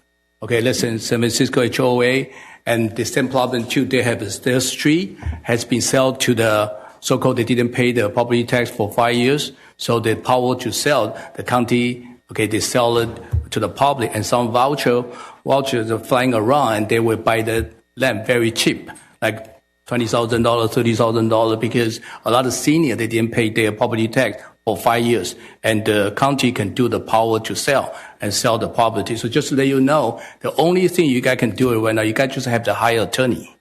Okay, that's why I talked to your Palomino Association possible president. Okay, that's the only one thing, and try to, okay, sue the current buyer because they already purchased. So this is going to, okay, and go into the court, and you have put an injunction to stop them. I'm not an attorney, but I saw this happen, okay, a lot of places, especially the real estate business. And so possible you can consult with an attorney that you hire to see what you can do, because this is, I understand this is a big impact for you guys living over there for such a long time. The tennis court, swimming pool, now, okay, become they block it, become their land. So hopefully I wish you the best. But again, my suggestion is, okay, you guys have to find attorney and try to find any way, okay, to stop this. Maybe put an injunction and this and that. Am I right, city attorney? Am I right? So I'm hired as attorney. Okay, so this is my suggestion for you. I want to wish you the best. I'm sorry this thing happened, but this happened a lot of time because the people don't pay their property tax and they don't even know because on your tax bill, they don't show anything. They're on the left-hand side, they put injunction levy, okay, for a certain amount of money. So please, okay, so maybe you can consult with that. Okay, thank you. Thank you. On to, did you have a question? Okay. Mayor Pro Tem Contos. Thank you, Madam Mayor. Mr. Acting City Manager, with regard to what was brought up with the Homeowners Association, if there is a dispute with title, would that then mean that any efforts by that property owner to submit permits to build on that property would then, because the title isn't marketable, then they wouldn't be eligible to seek a permit to build, even to go to the Planning Commission, because the situation would not be ripe enough until title is marketable? And someone, maybe Tom or someone can answer. That's correct. If there's an issue with title, they'd have to get resolved before anybody can submit an application. The real property owner, the title owner, is the person who's going to need to submit and sign, or the agent of that person is going to need to submit and sign that permit request. So then at a very minimum, there could be a notation by the acting city manager that if a permit is sought to build on that property or even to submit to the Planning Commission, if the title is in dispute, then they wouldn't be eligible to complete their paperwork then, right? Yeah, but that would get resolved prior to them coming to the city. Yes, exactly. I just wanted to make that. Yeah, well before they come to the city, that'll get resolved. Perfect. That's all I wanted to ask. Thank you. Okay. Anybody else? All right, on to consent calendar. Council, is there anything you'd like to pull from the consent calendar? Councilwoman Diaz? I'd like to pull 2, please. Okay. Anybody else would like to pull anything? Yes, I'll pull 1, 3, and 5. Okay. Anything else? So do I have a motion to approve consent calendar items 1 through 7 with the exception of 1, 2, 3, and 5? I'll move the motion. We have a first and a second. Councilwoman Diaz first, Councilman Wu second. Roll call. Thank you, Mayor. To confirm, I have a motion by Councilwoman Diaz, a second by Councilman Wu. Councilmember Gutierrez. Aye. Councilman Wu. Aye. Councilwoman Diaz. Aye. Mayor Pro Tem Contos. Aye. Mayor Lopez Viado. Aye. Motion passes. Now to item number 1, Councilman Gutierrez. Yes, I still don't see for the record comments by myself and Mayor Pro Tem Contos. And if you look at our ordinance section 2-45, remarks by council members, a council member may request to the presiding officer the privilege of having an abstract of the member's statement on any subject under consideration by the council entered into the minutes. If a majority of the council consents thereto, such a statement shall be entered into the minutes.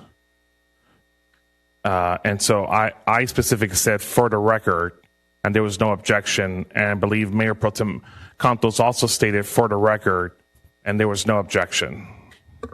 And as it was stated, things that are written down are action items, but our City Clerk Lisa can restate those things. Thank you, Mayor. Through the chair for the council, when a council member wants something included in the minutes for the record, I usually receive an email with their comments stating, I want this included in the minutes, and that attachment is then attached to the minutes. I did not receive anything from you, Councilmember Gutierrez, or Mayor Pro Tem Contos. And Mayor Pro Tem Contos has provided me documents in the past that he wishes attached to the minutes, and that has been done. Mm-hmm. Yes, and so respectfully, that's not what our code says. So maybe the city attorney needs to interpret what the code says, because it doesn't say I need to email you. It doesn't say that. So, and We've been doing this for so many years. I do not want to set a precedent where the agenda minutes are super long because everybody wants their comments in there. As it was mentioned in the past, people who want to see the details, they're more than welcome to review the video. They can get the information. But again, these are action item minutes. And you even said it yourself, you said no objection, but if it's a council vote, then we're here, but I just do not want to set a precedent and pick and choose whose comments are going to go in there, and then we're going to go tacky and start nitpicking on little things of things that it's the discussion, the minutes, they're action items. It's like this with all council, commission, so I don't want to set a precedent. Yeah, and Mayor, you could have your opinion. That's your First Amendment right to have an opinion. But if our code doesn't say that, we have to follow the law, and we need to follow the code. And it's based upon what the code is indicating from our municipal codification website, library.municipalmunicode.com. It specifically states that. So I would like my statement that I made regarding that item put on the record. City Attorney? Madam Mayor, that code section requires a majority consent of the City Council, which was not received that night. So in the future, I guess, Councilmember Gutierrez, you can ask the City Council, do you, anybody disapprove of me adding this to the minutes? And you can even put it to a roll call vote if you want, but it does say, isn't that the last sentence? It's the last. The majority of the council majority. consents then too. So right, how do you want me to, if I'm saying for the record, how do you want me so for the record, and then announce it? Yeah, for the record, I want this in the minutes, and I make a motion for this to be in the minutes. You get a second, you get a roll call vote. So that in the future, we can do that, and you can get in there exactly what you want. And if the council approves it by majority vote, then great, then it's in. If they don't approve it, then it doesn't make it in, and Lisa maintains her action minutes. Madam Mayor, a point of order. Go ahead. Procedurally, although that is true, the fastest way to do this would be if we were to do by unanimous consent and say without objection. If there's no objection, so ordered. Done. It takes 2 seconds. Sure. That way is fine as well. But the presiding officer, the mayor, will make that determination. But that's a great advice. Thank you. Okay.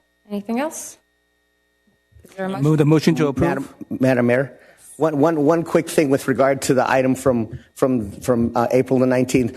Because I and others are running for election, I'm not going to be proceeding forward with the fire tax thing. I'm looking into that until after the elections are done, just because I'm going to be really occupied with that. So I just wanted to, I'm going to do it, but I just want to let folks know transparently that I won't be doing that until later. But just want to make sure folks know. Thank you. That's all. We have a motion. Is there a second? Okay, I'll second if nobody seconds. Second to approve. Second to approve, sorry. Well, not a motion for his. I mean, we're not going to motion his. That's Right. the personal decision that he wants to make. This is the motion to approve agenda item number 1. Second. Okay, so Thank you. Mayor Pro Tem Cantos seconds. So we have. So I have a motion by Councilman Wu, a second by Mayor Pro Tem Cantos to approve agenda consent item number 1, consideration of approval of the May 5th, 2026 City Council Successor Agency regular and closed session meetings and the May 19th, 2026 City Council Successor Agency West Covina Community Services Foundation regular session meeting minutes. Councilmember Gutierrez. No. Councilman Wu. Aye. Councilwoman Diaz. Aye. Mayor Pro Tem Cantos. Aye. Mayor Lopez Viado. Aye, motion passes. On to agenda item. Madam Mayor, prior to you calling number 2, I'm going to excuse myself from the chambers while you discuss item number 2. He's excusing himself because it refers to him. So, and we'll have Councilwoman Diaz. Wow, I was going to address him, but I guess I'll address him later. I think our acting city manager has been with us for over a year, and I think he's done a great job. And I pulled it because I would just want everybody to know that, and I hope my fellow council members will approve his appointment. He's worked very hard, and he has endured a lot, not only him, but his family.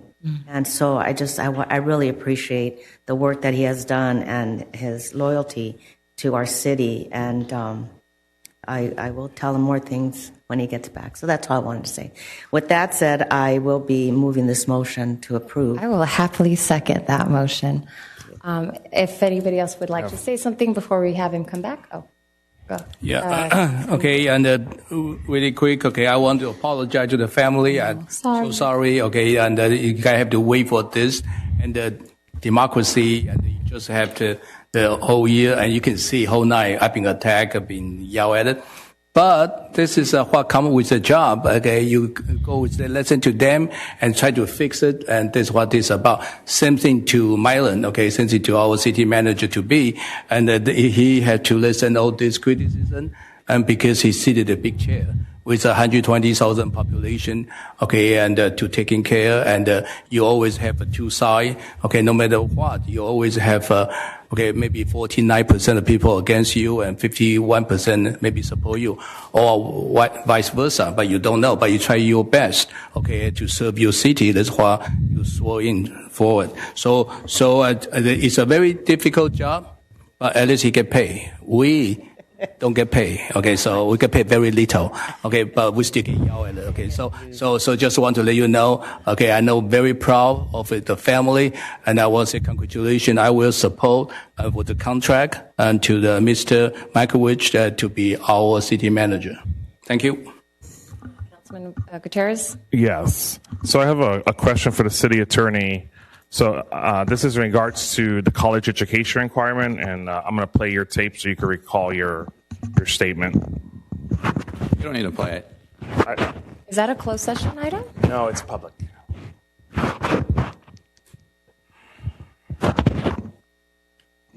one of the You reasons. just tell me what I said. Yeah, you don't have to play it. Just You don't need to play it. just to say. But just for the public, as you can see, be careful what you say. Everything you say gets recorded. We cannot address the issue. Sorry, Mayor, I have the floor. If you could please allow me my First it's Amendment playing. rights. Go ahead. Thank you. And so this is actually from our YouTube channel that I'm playing. Of our city's ordinance and policy, and so therefore, I think as a city attorney, you should be advising us that we need to follow our personnel policy and how our ordinance is written and was approved by the voters. Because I think Mr. Rackridge eventually wants to apply for the permanent position, and for us to say, Mr. Rackridge, we're going to keep you in this position. You don't have to worry about it, but we're going to let you violate our personnel policy. And that's where we create a city manager exempt from those personnel policies, so it's not a violation. But that's not what it says. It says it right here. So I just said he's exempt from that policy, and it's not a violation. It doesn't say that. That's in the ordinance. Without getting into the conversation, that's in the ordinance. I'm confident that Mr. Rackridge can continue on as acting or can be appointed, or you can bring back the education and then you can send out, get Tri-Peppy to start the recruiting. Whatever this body wants. It's a requirement. And we cannot address the issue. So when I look at Mr. I don't really understand that. Yeah, so you're saying that the college education requirement does not apply to... No. Here's what I said. You asked me about the personnel policy, Brian, right? And the college education requirements and the job specifications are two separate things. And you were asking me at the time about him as acting city manager, and he could be acting city manager without the job without the degree requirement. No, it was a council request to bring the college education item back to the council, and you said he was exempt from that policy. And so no, I didn't. You're wrong. You just heard the video. I couldn't hear it, but you're wrong. That's not You want me to replay personnel it? policy. You don't need to replay it. I understand. Okay. I know what it says. The job specifications say that he needs a degree. Yeah, so it says... In this contract, and we discussed this at length, and I discussed this with you personally, this contract waives that requirement, which this body can do. They hire and fire the city manager, and they can waive that. Yes, and I'm elected by the people, and when the public is told one thing... They were not told one thing. It's your voice, okay? It's not my voice. So when they're told one thing... That's out of context. That's not the question you were asking me, Brian. I could play... yes, it is. Play it again, Brian. Okay, let's play it again. I'm kidding. Don't play it again. Okay. I couldn't understand it anyway. It says, so now the contract, so that's what you stated on the record. Now, if you look at Mr. Rackridge's contract, on attachment number 1, it says, whereas the city requires a bachelor's degree from an accredited college or university, with a major coursework in business and public administration or a related field, with a master's degree in a related field preferred for the position of city manager. And whereas the City Council desires to waive the college education requirements for employee.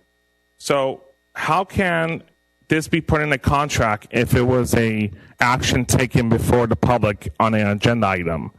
Now we're technically never going to bring back that agenda item, and now you can't. So this isn't an action taken on an agenda item. You guys can at the very next meeting bring back that requirement. It's up to you. You can bring it back. Point of order, City Attorney. Yes. And I think tonight we approved the contract and the dollar amount. Regarding appointing him as a city manager, we already approved 5-0. So we are not going to repeat something we already approved by 5 of us. So in that way, why this argument totally different than what contradictory what we already approved? Am I right? Right. And I don't mean to argue. If you disagree, you can disagree the salary, okay, the term, okay, and the duration. But regarding appointment, they already done 5-0. Am I right? That's correct. Because this is a package. We waive the college degree, and plus we appoint him as a city manager. That is 5-0, and you reported out 2 meetings ago. That's correct. My direction was to negotiate an agreement. So why are we wasting time to talk about that? I'm answering questions, and Madam Mayor. And then just to let the residents know, this was in closed session. We all discussed and spoke about this, and all 5, including Councilman Gutierrez, had approved it. So that same information that was kind of given, it was discussed. Bringing back the degree was Mayor Pro Tem Cantos' request that he made a while back. So today, the agenda item is for consideration of city manager employment agreement with Mylan. So that's what we're here. We're voting on. This is what we're discussing. We have a motion and a second. Second, I want the roll call, please. So, yeah, roll call. Madam Mayor? Go ahead. Mayor Pro Tem Cantos. Just for some context, before the current acting city manager was appointed, I vehemently opposed his appointment because of our policy with regard to the education requirement and what presently had existed, and that was true. The thing that I have seen since the time he has arrived here is that his 40 years of practical experience have really warranted how wonderfully and well he has united the staff. He has gotten a lot of things done that were not done over 2 prior city managerships. And I've seen that directly. And the reason why I'm bringing this up here is because it could look like, oh, well, gosh, there was an opposition to the education requirement, and now here we are. But just to provide context, I have seen this man behind closed doors and in other places. I have seen him put up with a lot. I've also seen how he has unstuck a number of issues that were literally on the books for years. And there are still a number of issues that he is getting unstuck that I have seen myself. I've seen how he has united staff. There was a situation prior to his arrival where there were labor disputes. People were really not trusting of different things that had happened because of prior administrations. What he has done is literally to put in 7 days a week at this job, 12, 14, 16, 18, 20 hours a day straight. The man has practically driven himself into the ground with work because he cares about the city so much. And I'm the first to say that the degree requirement is important, but I'm also one to say that when somebody works as hard as I have seen him work and how I see it literally continually, and how he works really hard to bring people together and to follow through and to document the follow through time and time and time. By now, it's literally hundreds of matters. And any of residents who've brought anything to me, who have seen his responses and have seen how the staff has responded, they can vouch for that as well. So I just wanted to make sure to bring that into context here too, because again, I stand by what I said before his appointment. I did not know this guy. But the thing that I have seen through all of these months is how his work ethic is literally unparalleled. I have never seen anyone work as hard as he does. And on top of that, as a person, Mylan loves his family. I know that. And that's why I know them by name, because he talks about them lovingly, and it's such an honor to meet all of you today. I mean, I felt like I was sort of fanboying over you guys, because I was like, oh my gosh, I finally get to meet you, and I really meant that when I said that to all of you who are here from Mylan's family. For you to have sacrificed all that you have for him to do the job that he does for us. There are 110,647 plus people who are in this town, and they have benefited because of what Mylan has worked hard to do. But it isn't just him; it's his team leadership that has really played a critical role about how he does this and how he interacts with the nonprofits, how he just does so much. And so I just wanted to make sure to put all of this into context. That's all I have to say on this. Thank you, Madam Mayor. Thank you. That is well said. I greatly appreciate that. Did anybody else, or can we do roll call to vote now? Yeah, can I finish my speaking? It's in reference to this agenda item? Yes. It's been referenced to this item. It's right here, attachment 1. So my concern is I'm not questioning Mylan as a person, but when I am elected by my constituents to prevent non-transparency from occurring, and when I asked the city attorney on the record, should we bring this item back, and you voice an opinion based upon what the majority wants to hear, it's deeply concerning, because it's right here in attachment number 1 that it's clearly stating that a waiver of the college education requirement, and that a college education requirement is required. So that's in paper now. There was never a public search or a public search space conducted based upon that knowledge. And what I'm speaking about today is what is in front of me as attachment number 1. So, Madam Mayor, this might help, Brian. That this waiver only pertains. Can you speak in the mic, please? This waiver only pertains to Mylan. So when Mylan leaves his job, whenever, and we have another city manager come in, the next city manager is going to have to meet that job's requirement, unless you guys bring it back and change it. Does that make sense? Does that help? Yeah, but my concern is that I made a motion. I made a council request to bring this college education requirement back sooner than later. And it could have been, I was the original one who made that request about reviewing the college education requirement, because many state jobs and federal jobs don't require a college education. It's based upon a successful background and experience. But the issue I have is that when we publicly state something on the record and then a contract contradicts that, my question was I was being answered in a way to make me seem like I didn't know what I was talking about. I understand. So, and again, maybe my last comment. I think we have enough. Okay. I think he can vote no, but I think we already first and second. And then, of course, we had, again, in closed session, it was the waiver that was discussed in closed session. But anyways, roll call, please. I have a motion by Councilwoman Diaz, a second by Mayor Lopez Viado, to appoint Mylan Marakich as the city manager and approve the city manager employment agreement. The agreement provides for an annual base salary of $249,562. The agreement also provides for employment benefits consistent with those provided to city department heads. Councilmember Gutierrez. Give me a second.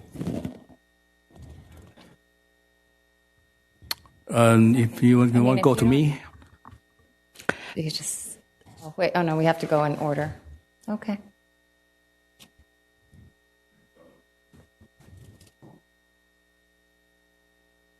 So where does it say that it only applies to him? We're doing roll call. It's a yes or no. So this is an agreement just with the city and Mylan. So that's all that it applies to. and the recitals, you acknowledge the requirement. I'm sorry, Madam Mayor, and you waive the requirement. And Mylan signs it, and I believe the mayor signs this, and that's agreement between those two. But you're saying that it says that it only applies to him, and that it will revert back. You don't change your job specifications. This only applies to Mylan. And if you want, bring it back next week, and you can change the job specifications. But is it in the contract? What page?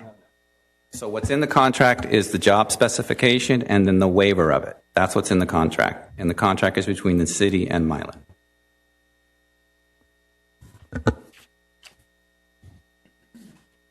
Yes, no? I'm looking for that exemption in here. It says on attachment 1, City Council desires waive the educational requirements for employee. That's Mylan, the employee. Just, you know.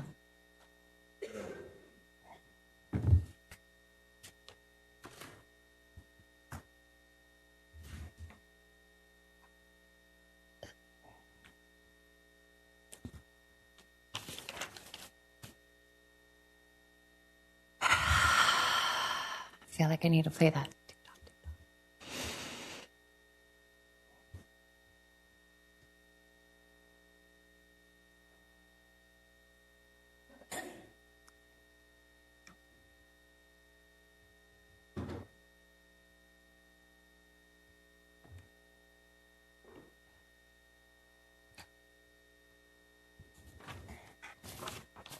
We're still waiting. Yeah. So just to confirm, our code then does require a bachelor's degree for the position then? Not the code, it's the job Oh, your mic. Not the Muni code, it's the job specifications. And you're asking us to waive that today? Just for Mylan. Okay. Okay, I'm ready. Okay, roll call, please. Councilmember Gutierrez. Yeah, so because of the discrepancy on the public record, I would appreciate if the mayor stops laughing at me. Let the record reflect the mayor's laughing at me. Being a child. And so. This is ridiculous.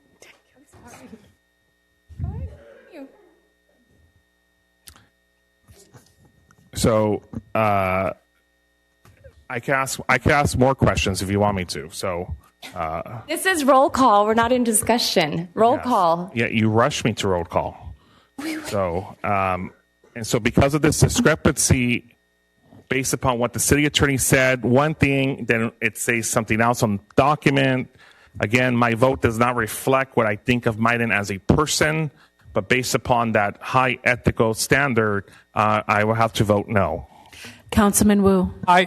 Councilwoman Diaz. Aye. Mayor Pro Tem Cantos. Aye. Mayor Lopez Viado. Aye, motion passes. Thank you. Please.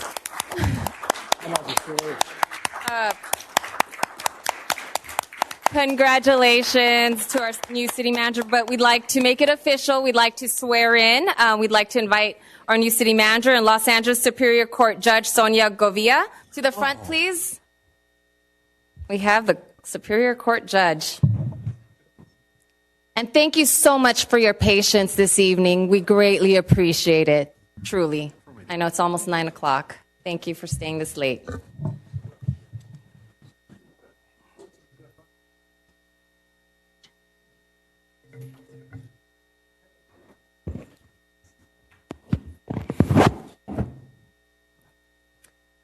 Please raise your right hand and repeat after me. I, Mylan Marakic, I, Mylan Marakic, do solemnly swear do solemnly swear that I will support and defend that I will support and defend the Constitution of the United States the Constitution of the United States and the Constitution of the State of California and the Constitution of the State of California against all enemies, against all enemies, foreign and domestic, that I will bear true faith and allegiance that I'll bear true faith and allegiance to the Constitution of the United States to the Constitution of the United States and the Constitution of the State of California, and the Constitution of the State of California, that I take this obligation freely that I take this obligation freely without any mental reservation without any mental reservation or purpose of evasion, or purpose of evasion, and that I will well and faithfully discharge and I will well and faithfully discharge the duties upon which I am about to enter. the duties upon which I'm about to enter. Congratulations. Thank you, Your Honor.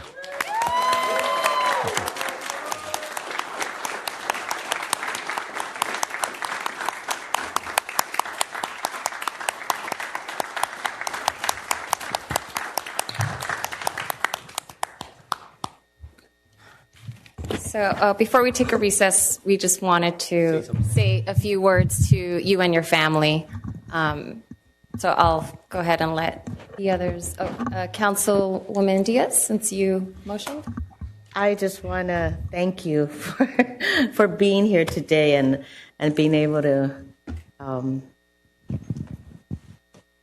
accept or tolerate what we go through and what Marlon goes through. Our city manager, what he goes through. And I just want to say that he's a great man, and you're very lucky to have him. And he does a great job. And I know there's many more challenges, and he's endured so much, and I know that his family has too. And Mylan, that was a tough fight, but you fought it well, and you're going to do well. You're going to do very well, and I just wish you all the luck and many blessings to you and your family. Thank you. Mayor Pro Tem Cantos. Thank you so much. I am so excited to remove the word acting from your title. Oh my gosh, I'm so excited. Mylan, I've got to tell you, as a one-term person so far, I've had a city manager per year. I want this to end. I'm looking forward to your long service because of the accomplishments which will continue to earn a lot of community support. And you have really, just like I said while you were not here, you have been through a lot. And not only have you fought the good fight, but you have done your very level best, and you put in literally day and night into supporting the city of West Covina. And I have never been so excited about a position with all of this that I've been here so far in my life, like I am with you, because I see I see your heart, I see what you do. You and I drive around and look for things around the city. I've seen how you have such dedication to the residents. I see your follow through. I see how our system of getting literally every single done that we work on together, it just keeps being such a wonderful experience. And for you now to be our city manager, I am excited for the residents, because as people continue to see how you work really hard for everyone to address different issues and to resolve things and to keep at it, and the spirit of ongoing improvement, that is what the city has needed for a very long time. And for us to be able to be in this position now, for you to be in service to this community is such an exciting thing to be here with this moment. And congratulations, sir. Councilman Wu? Yeah, congratulations, Mr. City Manager. I know you want this title for a long, long time, and I want to say this, okay? And he told me he doesn't care the pay, so we want you to donate the money back to the city. He doesn't care about the hard work, but he cares about his family. Yeah, he said he cares so much about to recognized by his parent, because the parent to see him to be sworn in as our city manager, the top CEO of this big, great city. I think this honor and then this glory is something I think all the parents want to see their kid. Once upon a time, maybe he was a black sheep like me. Okay, and look at. And I know you say, God, man, I don't know how he grew up, what he would become, a mafia or the transient and this and that. But now he become a city manager. Hey, my parents say the same thing about me. I was a black sheep, okay, and I was like a rough teenager. But my parents never see my achievement, and that's something a regret for me. So I say, congratulations, your family, your parent can see you today, and nothing more important than that. And how about our city future? I'm confident him just be firm, and you will always be criticized like me. Look at 09, I have to listen with a smile, and try to improve. A lot of them, they say it's a point, okay, and we need to correct ourselves, okay, and make sure, but at the same time, we have to be firm, okay, and we have to improve the city and move the city. And that's what we discuss every Monday, okay, forever. Okay, so, and then say, Tony, can you cut it out? You talk too much. I say, yes, but because we really want to take care of the city. So we confidence, and we want to wish you the best, okay, and time go by very fast, and this great city, a big city, has a lot of things waiting for you to accomplish, and then you have a 5-step model over here. One is very, very tough, okay, another 4, a little bit more supported. No matter what, we are all here and try to help the city to be improved, and we want to take care of our residents. So congratulations family. Okay, thank you, and I hope you get a taste of the politics of West Covina at the election night. Be careful what you wish for. Be a politician, you're going to get yelled at, maybe catch the stone or maybe throw the egg on your face, and that's what this is about. Hey, if you cannot send a hit, don't get into the kitchen. But congratulations, you have a very proud father, proud son, proud husband. Congratulations. Okay, thank you so much for the support. Councilman Gutierrez. Yes. So now I get to congratulate you, Mylan. So, so I did the job the voters elected me to do. Now I get to talk about you. And so I just want to congratulate you, Mylan. You know, when we first originally decided to make you acting city manager, I asked you one thing, and it was always and that question was, Mylan, are you committed to making sure that you always hold a high ethical standard? And your response was yes. And so as you take this new position, I do believe in you, that you will lead this city, a city of over, even though the census says a different number, but I believe there's over 120,000 people that live in our city, a great city of West Covina. And as you take over that position, know that you do have a council who supports you. And I know from speaking with you many times, I do appreciate the time you've taken to ensure policies and regulations are followed, including issues of different issues that our city has faced. And you have stood up at times where it was difficult to do, and you did stand up and fight for what's right. And so I know that you are very dedicated to your job. I know that at times you work very late at night.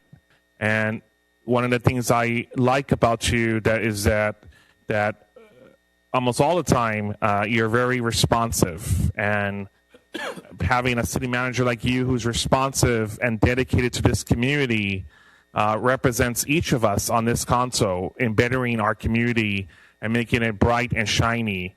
I know every time I speak to you, you are very passionate about your dad and your mom and your family, and you always go above and beyond with heart and passion to support your family.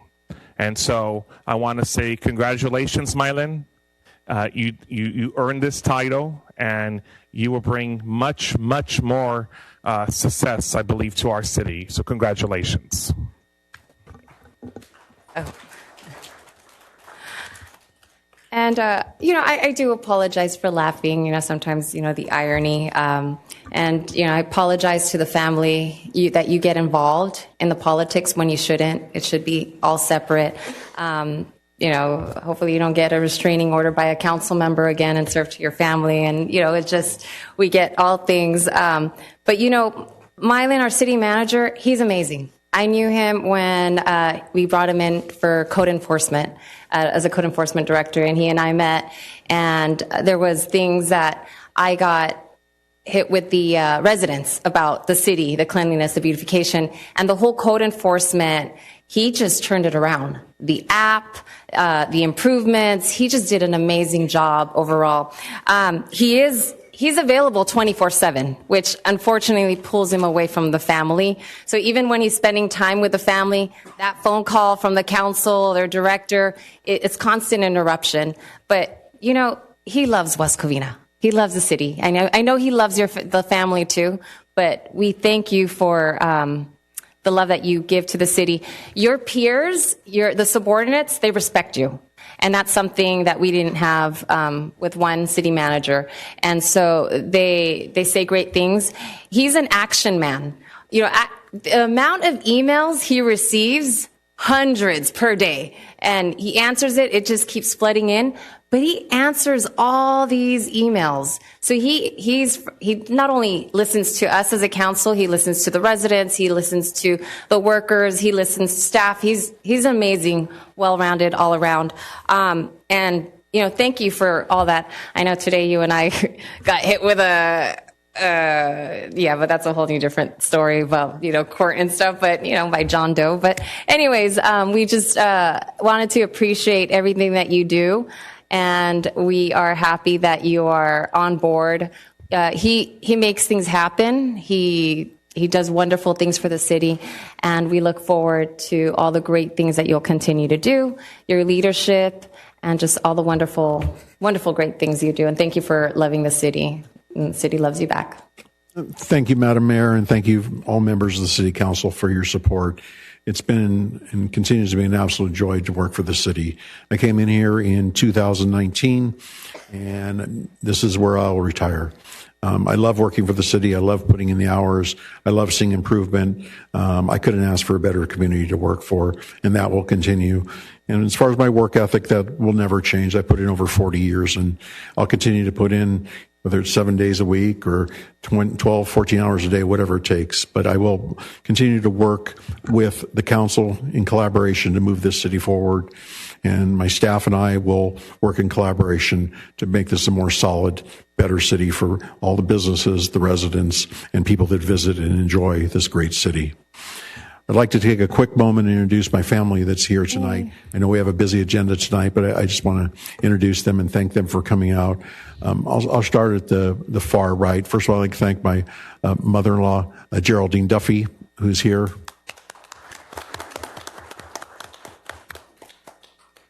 My son, Brandon. My son, Dylan.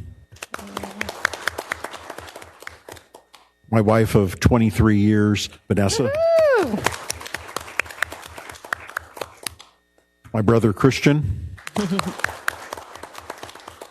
And behind my brother, Christian, I have my brother, Stefan, and his wife, Sonia. And most importantly, the people that watch these meetings every week since I've been up here with a nice 100-inch TV show they love to watch. And most importantly, the reason I wanted this position as much as anything is make sure they could see me achieve this title. Thank you.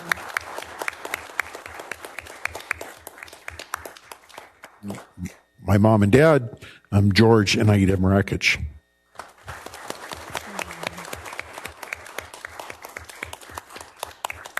So thank you, family, for coming out tonight. It means a lot to have family here.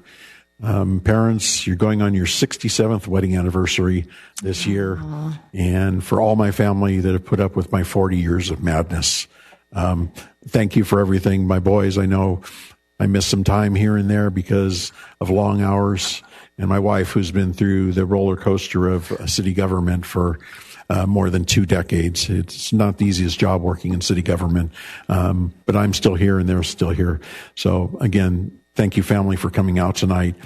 And with that, we'll take a quick 5-minute recess, and I'll get my parents and my family to their cars. Oh, thank you. Thank you for that moment. On recess.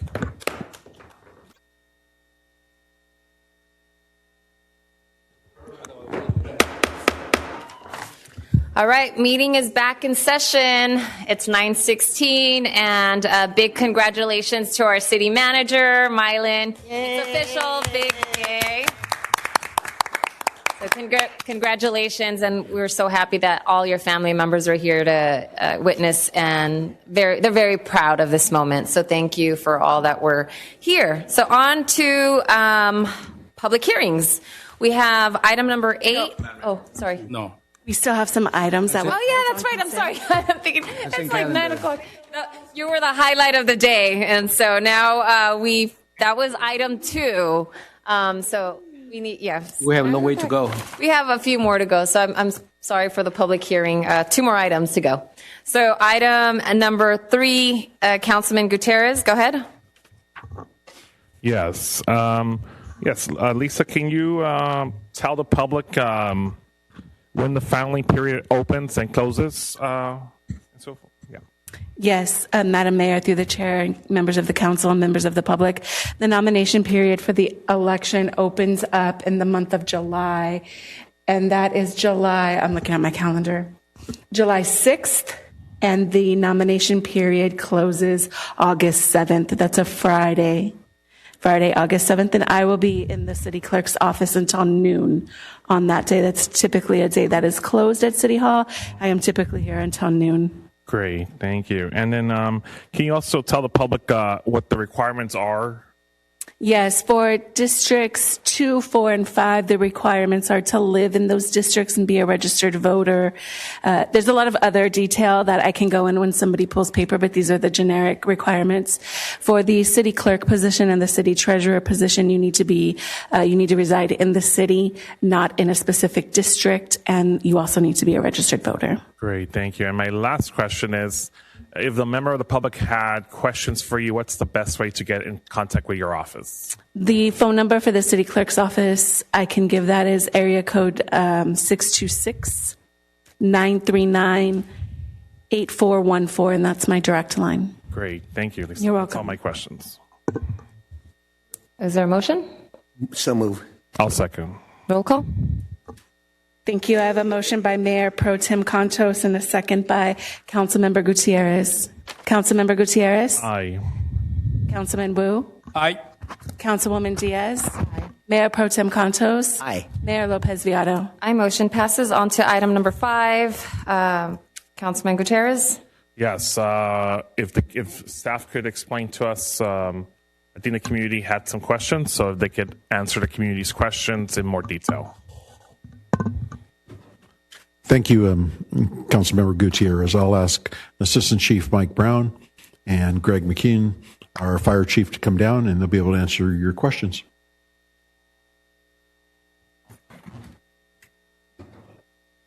First of all, if I may, I'd like to congratulate Mylan. He's done a great job so far as acting. I can only imagine the accomplishments he's going to do as the full-time city manager. I think it was a great decision by council. If I can, I have a statement I'd like to read to start, if I may. Sure. Good evening, Mayor, Mayor Pro Tem, and members of the City Council. Tonight, I am requesting your support for the Fire Department's Health and Wellness Program, an initiative that directly impacts firefighter safety, operational readiness, and long-term fiscal responsibility. Firefighting is one of the most physically and mentally demanding professions. Our firefighters routinely perform strenuous work in extreme environments, often while operating on limited sleep and under significant stress. Throughout their careers, they are exposed to traumatic incidents, hazardous materials, intense physical exertion, and situations that extraordinarily demand both the bodies and minds. These cumulative exposures increase the risk of cardiovascular disease, occupational injuries, behavioral health challenges, cancer, and post-traumatic stress. Recognizing these risks, national organizations such as the National Fire Protection Association, the International Association of Fire Chiefs, and the International Association of Firefighters strongly advocate for comprehensive firefighter health wellness programs. NFPA 1583 establishes the standard for fire department health-related fitness programs, while the IAFC and IAFF Wellness Fitness Initiative has become the nationally recognized model for supporting firefighters' fitness, medical monitoring, behavioral health, injury prevention, and rehabilitation through the firefighter's career. From a regulatory standpoint, the department currently meets OSHA requirements for respiratory fit testing associated with the use of SCBAs. However, while fit testing confirms that firefighters can wear safety respiration protection, it does not establish whether they are physically capable of performing the strenuous and demanding duties required during operational emergencies. OSHA Regulation 29 CFR 1910.156 requires fire departments to ensure firefighters are physically capable of performing emergency duties and operating under stressful, high-intense conditions. While OSHA does not specifically monitor whether medical examination process or the fire service industry has overwhelmingly adopted NFPA 1582 as a benchmark for firefighters' medical evaluations for fitness for duty. A comprehensive health and wellness program allows the department to move beyond minimum regulatory compliance and establish a consistent evidence-based process for evaluating firefighter readiness. NFPA 1582 examinations typically include comprehensive medical evaluations, cardiovascular screening, pulmonary function testing, hearing and vision assessments, laboratory testing, cancer screening, measures designed to identify conditions that could place firefighters at increased risk during emergency operations. Combined with NFPA 1583, physical fitness programming and the IAFF Wellness Fitness Initiative, these evaluations provide an objective method and assessment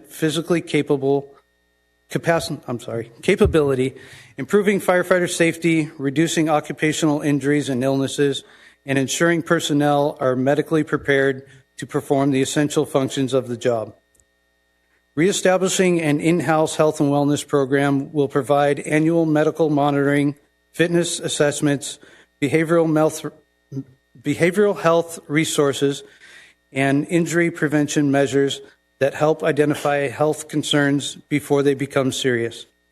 These efforts improve workforce readiness, reduce the likelihood of line-of-duty injuries, decrease lost work time, and support the overall well-being of our personnel.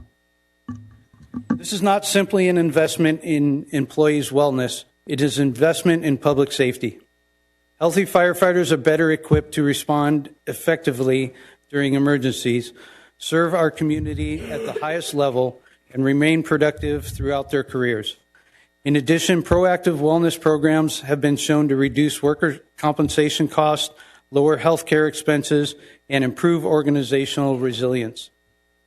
The goal is to establish a sustained program within the fire department's operational budget to ensure annual continuity, accountability, and consistent delivery of these critical services.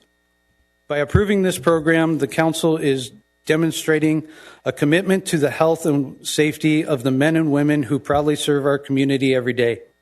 We owe it to them to provide the tools, resources, and support to ensure that they are physically and mentally prepared to perform the duties, return home safely after every shift, and maintain long, healthy, and productive careers in the service to the residents of our city. Thank you for your consideration, and I respectfully request your support. Great. So I'd like to make a motion to approve item number 5, the consideration of an agreement with an on-duty health for fire department wellness program. Madam Mayor? Councilman, Mayor Pro Tem Contos? Thank you so much. I absolutely love this, these efforts. I actually have some procedural questions, and I think that might go to the city manager or maybe finance director or whoever would be best. The first question I have is, in light of our West Covina budget document policy, that specifically says that we can't have contracts that aren't budgeted for, and how the staff report says that there isn't a budget for this. I'm wondering how we can proceed forward with this at this point, because there isn't a budget for this. Specifically, that budget document is on within the budget document on page 16 that specifically states that we need to have the money has to be budgeted for us to proceed forward with the contract. So I absolutely I'm supportive of this. This is more of a procedural matter that I feel like it needs to be budgeted for before it comes to us. It may have been prematurely brought to us because of not, and Chief McEwen, you didn't know about this policy, so it's not you. It's more a matter of, from a procedural standpoint, we need to have the money for something before we contract for it. And I don't think that benchmark has been met here. And that's the first question. And then the second thing is I'm wondering, it doesn't look like we've gone to a competitive bidding process through an RFP. This is urgent, but it's also important for us from a cost management standpoint to see what other alternative programs there are so they can compete for our business. And among the things that we should be asking would be different entities' efforts successfully to lower absenteeism, as an example. If we were to ask those sorts of questions and have an RFP, then we should have the best and brightest battle for our business. And then after an RFP process, we can select the best and potentially spend less and even have more offerings within the program to advance the objectives that you have so articulately laid out. So those are my two questions. Well, good evening, Honorable Mayor, members of the City Council. To address your question regarding the funding source, the budgetary item, this item is a concept that's bringing forth to the Council for consideration.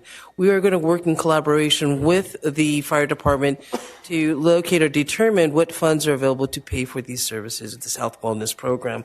As far as an RFP, this is an item that's not like we're going out for maintenance services, street road works. It's not a public project, public contract, or vehicles. And furthermore, it is also for a sole source, which means only one individual that is providing this specific services.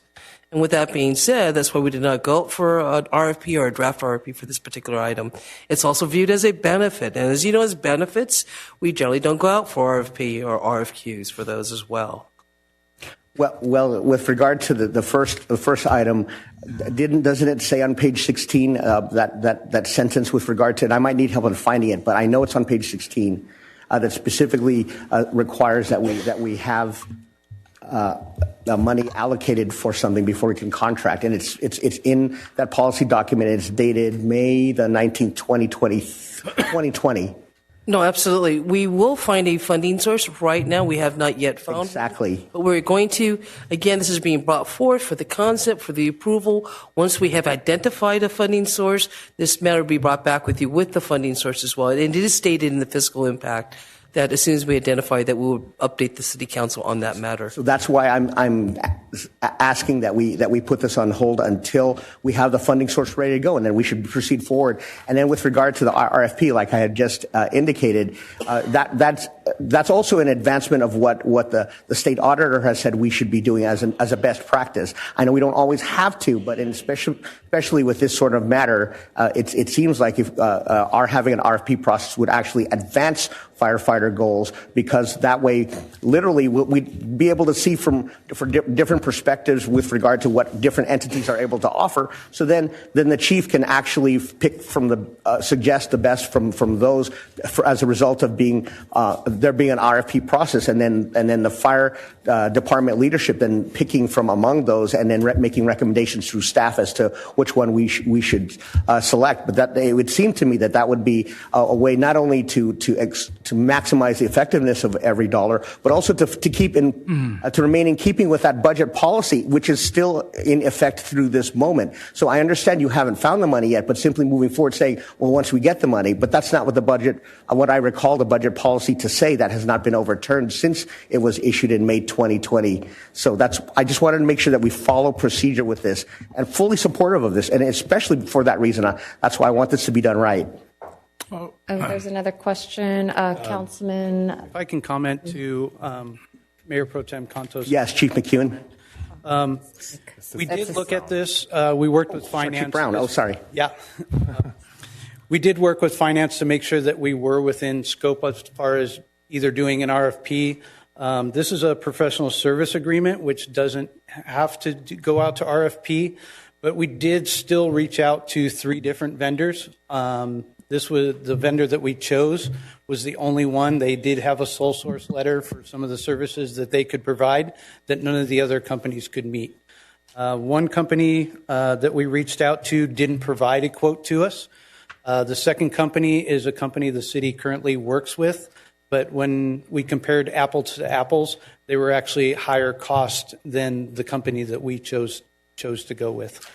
As far as funding sources, we've looked into a couple different options. I know we haven't gotten one specifically, but the program should pay for itself by reducing the amount of workers' comp claims and time off. I know that's not a measurable item that we can do right now, but there's a lot of departments out there that have these programs that, because they're so beneficial, there's employees that get incentive pay to participate in these programs because the cities have done their research. They know that they reduce workers' comp costs. Our workers' comp over the last 3 years has been extraordinarily high, and then it also counts towards our overtime budget because we have to backfill that person that's off on injury due to constant staffing. Some of the areas that we've looked into possibly funding this is our ambulance transport services. That brings in millions of dollars every year. We could also use our mutual aid money that we bring in just in the administrative fee that we collected so far this year with still a month to go. Just the administrative alone has brought in $112,000 this year after paying for all the employees and all the overtime that the state reimburses us for. So those are a couple things that we've identified.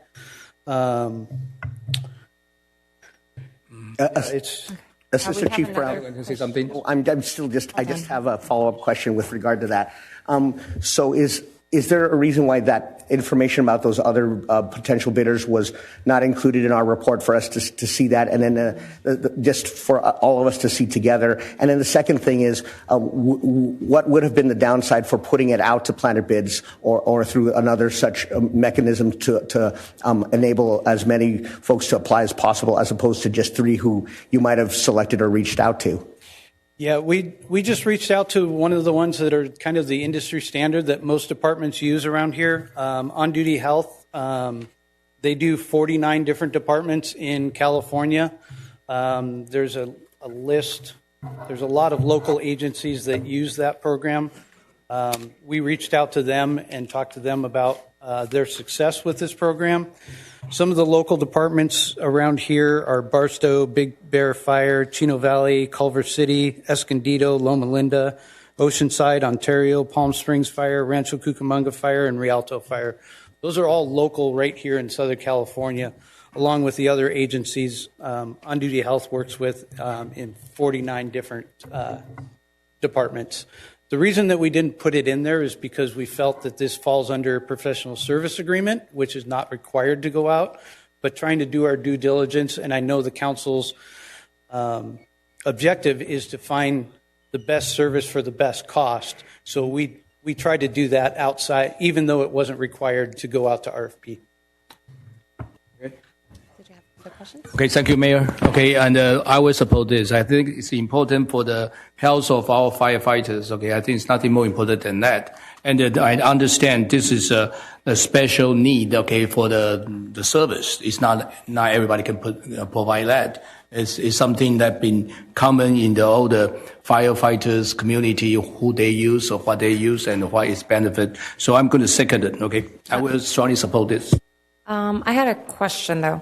I am for health and wellness program. I feel that we should have this throughout the whole city for all employees because it's very important. And I understand we have like EAP and other services.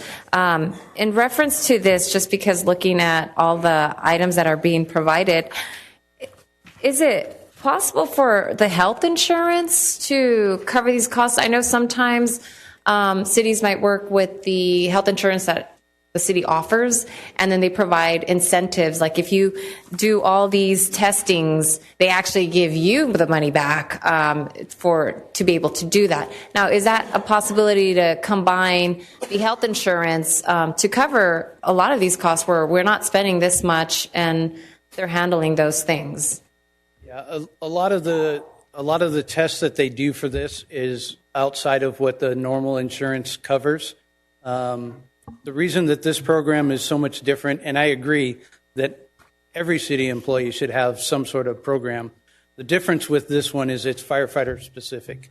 We're, even the police department, they don't respond into smoky environments, hazardous materials, that type of stuff. We're exposed to so many carcinogens, and now with everything being made out of plastics, it just the stuff that we're exposed to is so much worse. And this is a program that's long overdue to take care of our people, make sure that, we employ them to come take care of the citizens of West Covina, and we're just asking for a little bit back to take care of our people and make sure that they go home safe to their families every single day.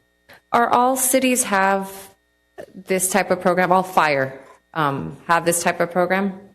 I don't know that I can say all, but I will say most departments do have a health and wellness program. Okay. We've had a program in the past. It's come and go. It wasn't a line item in the fire department budget, so we didn't control whether we could have it or not. That's why we're trying to move forward make this a budget amendment and make it a line item within the department so we can control and make sure that we take care of our people. Okay. Mayor. Thank you. To the finance director, what are the possibilities of finding the money and then bring it back to us? Because I want us to approve this as fast as possible, but also to do it within keeping with the budget policy that I've been quoting already several times. So how do we stay within line of that required policy that as already set, and yet at the same time get this done quickly so this could be brought before council because there will be money behind it? Yes, absolutely. Mayor Pro Tem Contos, we do plan to, when we find the money, to bring this back to council in the form of a budget amendment, at which point in time we'll have the approval from the council to move forward. So again, our intent is to locate the funds, bring it back to council as a budget amendment, which requires council's approval, that will then authorize us to have it in the budget and move forward. So if that's the case, then what is it that we're voting on today since we don't have the money yet? I'm just to help clarify, because I'm fully supportive of this moving forward, but I want to make sure we abide by our own policies. So can we just come back with a budget amendment that finds the money, then we can move forward to approve it right away? We can definitely do that. That is our intent, is to bring back a budget amendment. It does state that in the fiscal impact. It does take time to establish such a plan and a program. As you may know, going through the contract review process, it's a matter of more than just a few weeks. We want to stay atop of the program, get ahead of the game, and therefore we thought we'd bring it to council, get some input, some guidance, and then we can bring back forth the funding sources thereafter. Well, so I thank you. So with that, I'd like to move to put this on hold until which time we have the money to support the program, and then from there to proceed forward with voting for its adoption. We already have a motion on the table, and the first and second. Okay, substitute motion then, please. I have. Councilman Gutierrez? Yes. Real fast, because I might withdraw it. Mayor Pro Tem Contos has brought up some very valid points. And I have been, fighting about the importance of doing RFPs and so forth. Now, is it hard? Can we bring this back to the next meeting? Because we're supposed to be looking at potentially adopting a budget, and I believe you have indicated to the council before that there will be enough time to make budget amendments that day. We can definitely bring it back to the next meeting. I just need time to review the budget. As you know, the proposed budget was already presented on May 5th.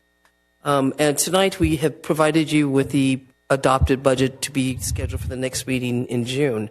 So if you give us time for that, I'm sure that gives us an ample amount of time to locate some kind of funding sources. It's going to be a reoccurring general fund funding source. That requires a lot of time for me to investigate, to see what funds we have available. Plus, it provides me more time to see how the revenues are coming in for the current fiscal year.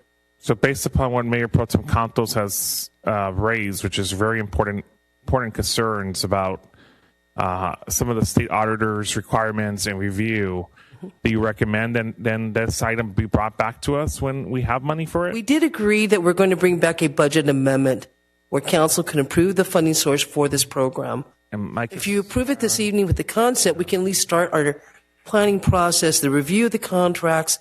It's a very long process to go through when we're talking about benefit agreements. Yeah. Again, we will definitely bring it back with the funding source. When you said budget amendment, it it made me want to recall my motion. So, But we definitely will bring it back for funding source. Second, he's a substitute. Yeah. So, Mayor Pro Tem Contos, can you I'm going to recall my motion, but are you willing to add to your motion that it be brought back during the discussions of the budget at the next Yes, meeting? because I want it as quickly as possible. I just want us to follow procedure. Yes. Okay, then I'll second it. Thank you. And just for the record, this is professional services as well as benefit. We are not required to go out for an RFP or an RFQ. Yeah. But we are required to have money to budget based on what's shown on page 6. Absolutely, and we were going to follow our budgetary policy, yes. Okay, so pretty much in reference what they're voting on is to move this to the table it, and then when you come back to bring in all the budget source and information, correct? Understood. Yeah. Okay. Next meeting. So roll call. Next meeting, you guys can bring that? Okay, sounds good. Roll call to the substitute motion. Councilmember Gutierrez. Aye. Councilman Wu. No. Councilwoman Diaz. No. Mayor Pro Tem Contos. Aye. Mayor Lopez Viado. Aye. We'll see you at the next one to bring this forth. Thank you.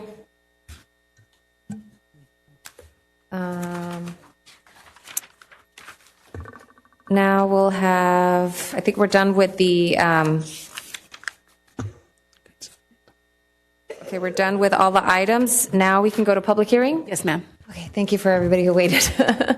Item 8, consideration of program year 2026 Community Development Block Grant CDBG Action Plan. So the matter set for public hearing is a consideration of proposed 2026 Community Development Block Grant CDBG Action Plan. Will the city clerk verify the proper legal notice that has been given?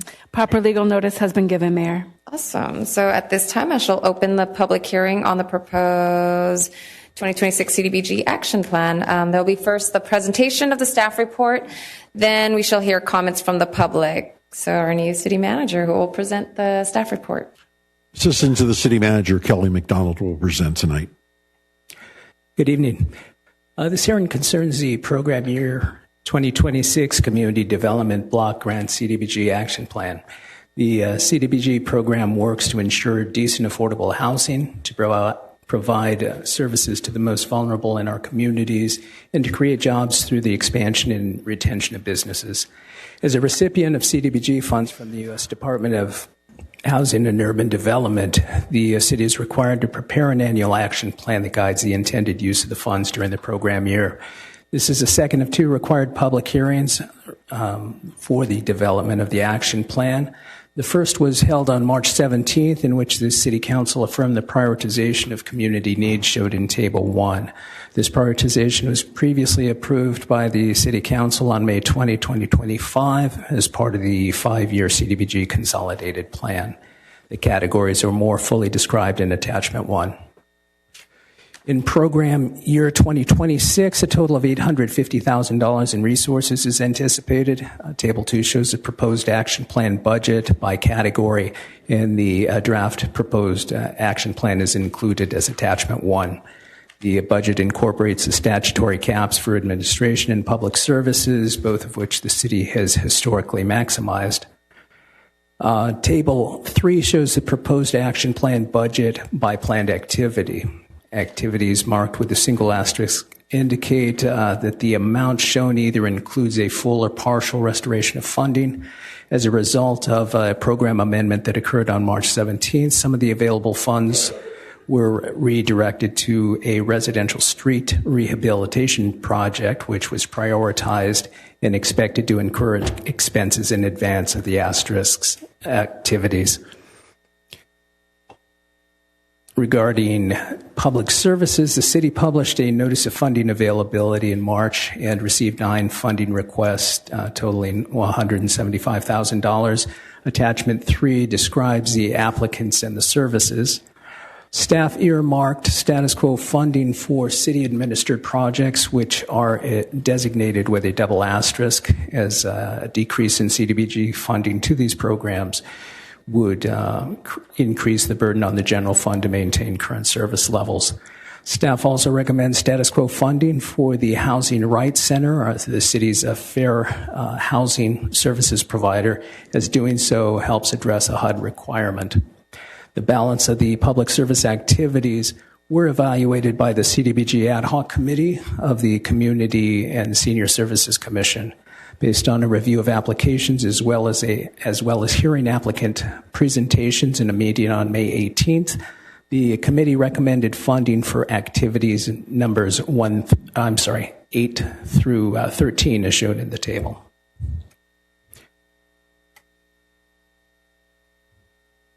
Next slide.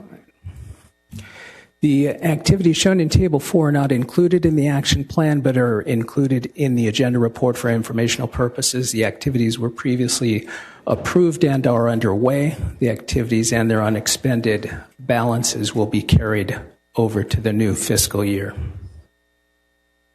And you can see that there's approximately $1.8 million in across 3 projects that will be carried over into the new fiscal year. Now, relative to the report, the City Council has the following options: to approve the staff recommendation or provide alternative direction. If approved, the staff will bring back a budget amendment to appropriate funding for CDBG activities in the city's fiscal year 2026-2027 budget. A notice for the hearing was published on May 1st, and the draft action plan was available for a 30-day public review as required. No comments have been received. And that concludes my report. Thank you. Any questions by staff? Any questions by the council to staff? Seeing none. Okay, then is there anyone present who wished to comment on the public? No, I have no speaker cards for this item, Mayor. Okay.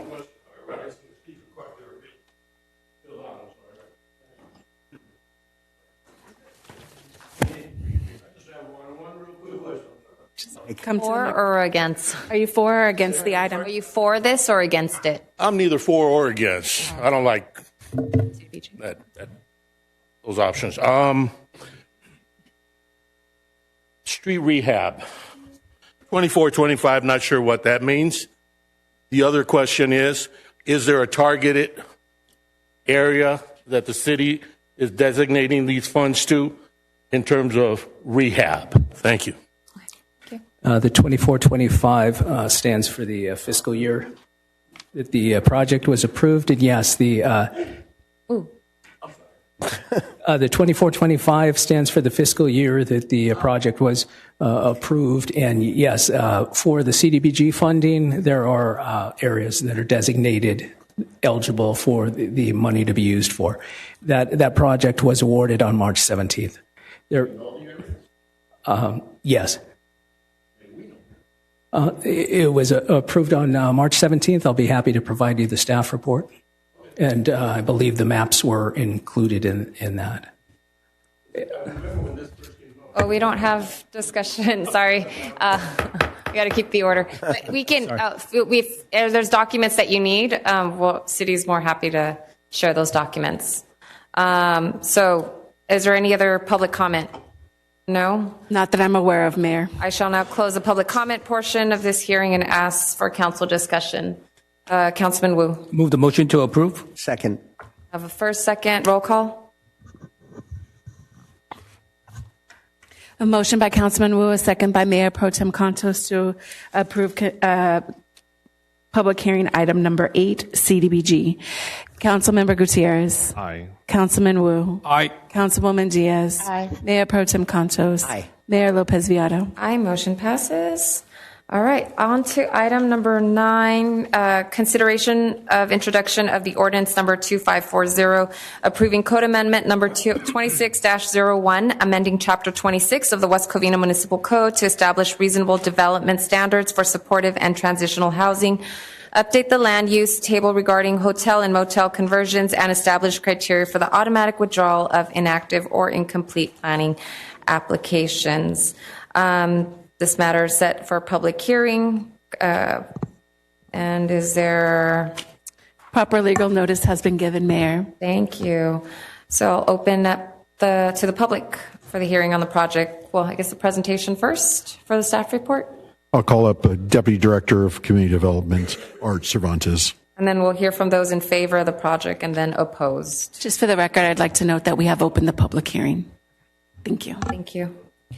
Good evening, Mayor and members of the City Council. Before you tonight is ordinance number 2540, which would amend Chapter 26 of the West Covina Municipal Code to establish objective development standards for supportive and transitional housing, to update land use regulations for hotel and motel conversions, and to create procedures for the automatic withdrawal of inactive or incomplete planning applications.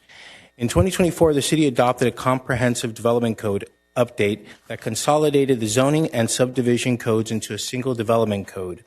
Since then, staff has identified several areas requiring clarification and updates to ensure consistency with state law and improve administrative efficiency. The proposed amendment tonight adds standards for supportive and transitional housing, including eligibility, operational requirements, management plans, and application procedures. These changes ensure compliance with California housing laws while maintaining appropriate health, safety, and site design standards. The amendment also updates the land use table to require a conditional use permit for hotel and motel conversions within the regional mixed-use zone. This change helps preserve the city's lodging inventory while ensuring conversions occur only in appropriate mixed-use areas. Finally, the ordinance establishes clear timelines for planning application processing. Incomplete applications must be resubmitted within 180 days, with a one-time extension of up to 90 days if requested. This will reduce inactive files and improve processing efficiency. On April 28th, 2026, the Planning Commission held a public hearing and unanimously recommended approval of the ordinance with the revision to require a conditional use permit for hotel and motel conversions in the regional mixed-use zone. There were no public comments regarding the amendment. Staff finds that the amendment is consistent with the general plan, will not be detrimental to public health, safety, or welfare of the community, and is exempt from CEQA because it consists solely of text amendments with no direct physical environmental impacts. Staff is recommending that the City Council conduct a public hearing and introduce a first reading ordinance number 2540, approving Code Amendment number 26-01 as recommended by the Planning Commission, or to provide alternative direction to staff. This concludes my report, and I'm available for any questions you may have. Thank you. City Council members, is there any questions? Councilman Gutierrez. Yes. Can you elaborate on the hotel aspect of this requirement? I think you mentioned hotels and motels. Hotel, motel, there's two aspects. Are you talking about the application process or the land use table? The land use table. The land use table. So we're adding a section to the land use table which is silent on hotel, motel conversions, whereby any application in a regional mixed use RMU zone requires to go through a CUP process. Okay, great. So it's like a protection mechanism. So like, for example, if they wanted to open a homeless shelter at a hotel? Well, let's say they wanted to convert a hotel to office space or something that's taken away from our TLT, and they would have to go through the CUP process. Okay, great. Madam Mayor. Pro Tem Contos. Thank you. So where do things stand with regard to short-term rentals like Airbnbs and so forth? Is that covered or not covered under all of this? It's not covered. Our municipal code currently prohibits short-term rentals in the city. Thank you. Any other questions? Seeing none, is there anyone who wishes to speak in favor of the project? Public comment? I have no speaker cards, Mayor. Is there anyone who wishes to speak in opposition of this project? I have no speaker cards, Mayor. Okay, I'm going to close the public testimony portion of the public hearing and ask for council discussion. No? Councilman Wu? Okay, thank you, Mayor. Motion to approve. Okay, for a second, roll call. I have a motion by Councilman Wu, a second by Councilwoman Diaz for consideration of introduction of ordinance number 2540, approving Code Amendment number 26-01. Councilmember Gutierrez. Aye. Councilman Wu. Aye. Councilwoman Diaz. Aye. Mayor Pro Tem Contos. Aye. Mayor Lopez Viado. Aye, motion passes. All right, on to Item number 10, consideration of adoption of ordinance number 2539, an ordinance of the City Council of the City of West Covina, California, adopting by reference portion of Title 10 Animals of the Los Angeles County Code of Ordinance relating to spay and neuter and microchipping requirements, and amending Chapter 6 Animals and Fowl of the West Covina Municipal Code. At this time, there'll be a presentation of the staff report, then we shall hear comments from the public. City Manager, who will present the staff report? I will present tonight. Okay, go ahead. Thank you. The City of West Covina currently contracts with the County of Los Angeles Department of Care and Control to provide comprehensive animal control services, including animal sheltering, field services, inspections, and pet licensing. As required by the agreement, the city has adopted Title 10 of the Los Angeles County Code of Ordinances by reference as its animal control ordinance into Chapter 6 of the West Covina Municipal Code, with certain amendments set forth in Chapter 6. In Chapter 6 sets forth that the city's amendments to Title 10, including which expressly excludes mandatory spay and neuter programs for dogs and cats, and it also expressly excludes the city's adoption of Title 10, Section 10.201.185 for microchipping. The proposed ordinance before you would amend the city's existing adoption of Title 10 to expressly include provisions that were previously excluded, specifically those related to mandatory spaying, neutering, and microchipping of animals. In conjunction with these regulatory changes, the cities would implement a comprehensive public education outreach strategy to inform residents of the new requirements, the benefits of responsible pet ownership, and available resources. Staff recommends that the ordinance become effective July 1, 2026 to align with the city's fiscal year 2026-27 contract year with the County of Los Angeles Department of Animal Care and Control to ensure consistency in service, delivery, and enforcement, and administration and coordination. That concludes my presentation. Any questions by council members? Okay, Madam City Clerk, have you received any comments relating to the spay, neuter, microchipping requirements ordinance adoption? I haven't received comments prior to the meeting, Mayor, but we do have several speaker cards on the item. Okay, go ahead. I'll start with the in favor of, and then I have some who didn't mark opposed, in favor, or neutral, and then I have a couple that are neutral, and that's the order I'll go in. Okay. Our first speaker is Robert, followed by Alex, followed by Pamela, followed by Kimberly. Robert. Good evening, Council. Good evening. Mayor Pro Tem. Congratulations, Mr. Manager. Though I'm a volunteer at the Baldwin Park Animal Care Center, I am here speaking in my own capacity. I wasn't going to speak tonight, but I felt I had said my piece at previous council meetings, but in light of some news that I received yesterday, I felt it was necessary to speak. I know in the eyes of the law, dogs are considered property, but often they are treated as property, the practice of backyard breeding.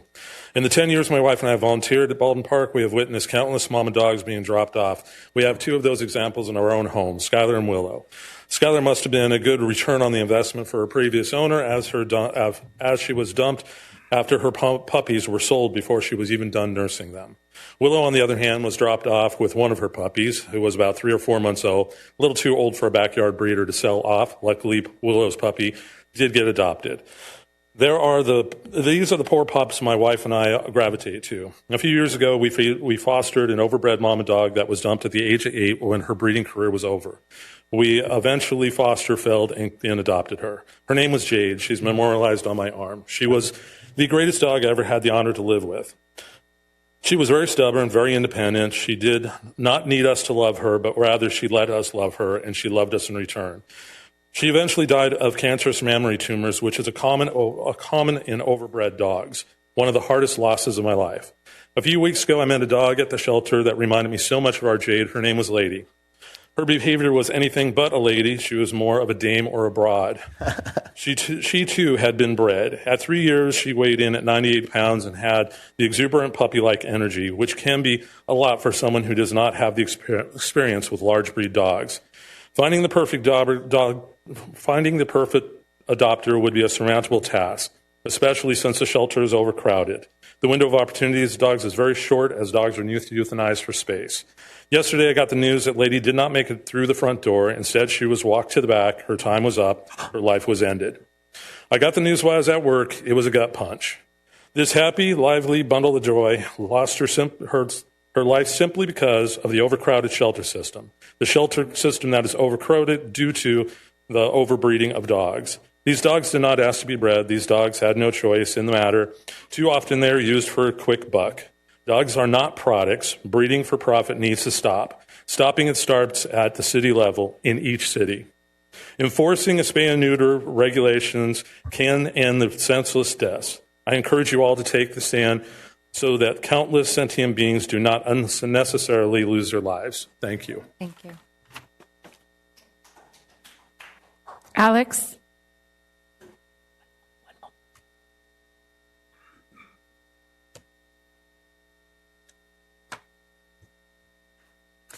Good evening, Mayor Pro Tem.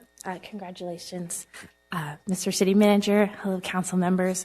My name is Alex. I'm a volunteer at a Los Angeles County Animal Care Center not far from here. I'm here today speaking in my individual capacity. I'd like to tell you about some of my friends.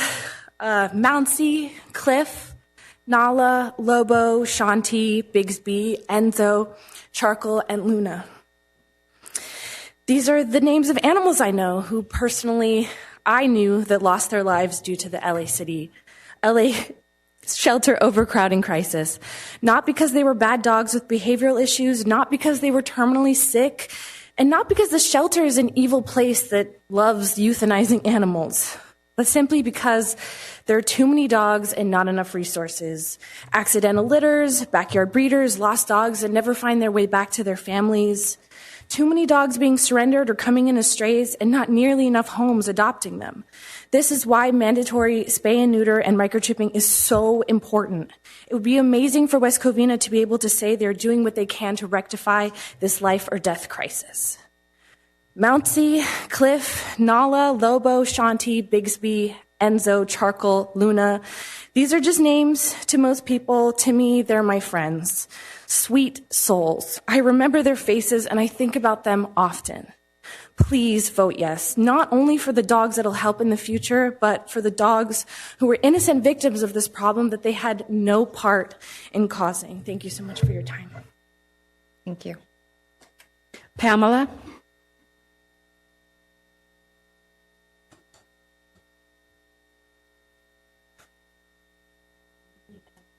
Madam Mayor and council members, my comments will be very, very brief. I've been a volunteer at the LA County Animal Care and Control Center in Baldwin Park for the past 5 years, and I am here today in strong support of Ordinance 2539. This is such a vitally important and urgent issue, and Ordinance 2539 serves the interests of the people of West Covina, the shelter, and of course the animals in this city. This ordinance is a solution to a long-standing and ongoing problem. And really, I want to come here this evening and I want to sincerely thank you for your consideration, your support, and your work on this ordinance. I thank you all so much. Thank you. Kimberly?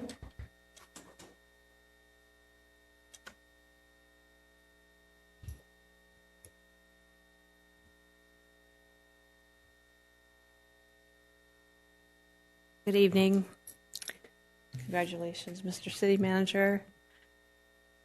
Thank you for allowing me this chance to speak. My name is Kimberly Duke. I also volunteer with the Baldwin Park Shelter, and these comments are made as an individual. I just want to keep my comments brief. I think we've all heard some very powerful stories, emotional stories, and we've also in previous meetings discussed some of the fiscal advantages of implementing this policy. So in the spirit of brevity, I just want to thank each and every one of you for your time and attention, for your leadership, and I hope that you will support Ordinance 2539. Thank you. Thank you. Joseph? My name is Joe Federico. I am the co-founder of Stray Paws Animal Haven. We're located in the El Monte area, and I just want to say how impressed we are. The initiatives you're taking to help the community and the animals and the overcrowding in the shelters. I have been 8 years with high volume spay neuter. I have seen the community change, the climate rise, the entire sense of responsibility made affordable to people can really transform your community awareness and the compassion they have for their neighbors and for their family and their teaching to be responsible with affordability. I do know that the shelters are overwhelmed. I sympathize with their efforts because it's just too much for them to handle, and it's creating a lot of density and overpopulating. What we try to do is provide low-cost initiatives and responsibility for people who can come and get a $15 vaccination and not have to pay for anything else, for people who can afford some assistance from the city that sponsors this community. Find creative ways to help them make that affordable decision, and you'll see better neighbors. You'll see much more healthy animals and happier people and less crowding in the system of the shelters, which has completely flipped itself upside down. It's over crisis. I just think that the budgets that the shelters receive are very costly to the city, and I hope you do find very creative ways to help get more done. In fact, twice as much done for half as much cost. If you find that in your hearts and in your budget, I know that people will rally around this instead of running and hiding. That's the important part, is to participate. And we're really encouraged by all that you do. And every day we open a clinic, we do 35 cat surgeries and 17 dog surgeries. These are all possible and made well by the initiatives by the cities who can support the people that need that help. I applaud you. I think everybody in here is very happy to hear that you're trying to make this work. Anything we can do in conversation, we'd love to see that. My whole goal is TNR in every town, spay and neuter for every city, and I hope you'll be one of the first. Thank you. I have 3 speakers who didn't provide support or favor, but I believe they're all in favor of it. I'm going to go with Veronica. If you could just confirm when you get to the microphone. Hello, good evening. Obviously, I'm in favor of moving this forward. And I also just want to say thank you guys for taking the time. I thought this was moving slow, but apparently this is actually very fast for council matters. So thank you guys for acting with urgency. Spay and neuter is not going to answer everything, but I think it is a step in the right direction. I think, like they said, as the gentleman that was here has his rescue, when the governments and the organizations that we have in place are so overwhelmed and cannot keep up with what they're, created to help with, people in the community might want to come up with their own solutions and have their own rescues, and it's great. But sometimes, I don't know if you guys watched the news, like just recently, there was 2 separate rescues who was found killing dogs. They were shooting them in their heads because there's nowhere to put them. And these were rescues that shelters were trusting to do the right thing. And sorry not to be so morbid, but it's just scary because I'm sure those people's hearts started in the right place trying to keep up with everything, but it gets to a point where it's hard to say no. And, I don't know the point, the schematics about how that all happened, but I know that as a city, West Covina has the opportunity to start taking charge of how the community will address this horrible overcrowding that's happening. And I'm also very grateful because I've seen an increase in bringing resources to the community and educating the community, not just, well, let's just spay and neuter. No, let's teach the importance of why, and let's teach compassion. And I think it's really beautiful that, obviously we rally together and we come together and we plan, okay, let's come. But the last few times there's been other people that we didn't even know were going to show up in support of it. And it always moves me because I think it's such a beautiful representation of community and people's hearts being in the right place. So I really want to see this through. I hope you guys vote this in favor. I hope nobody's in, trying to stop this. And just really thank you guys and congratulations. Thank you. Thank you. Tom? And after Tom, we have Linda.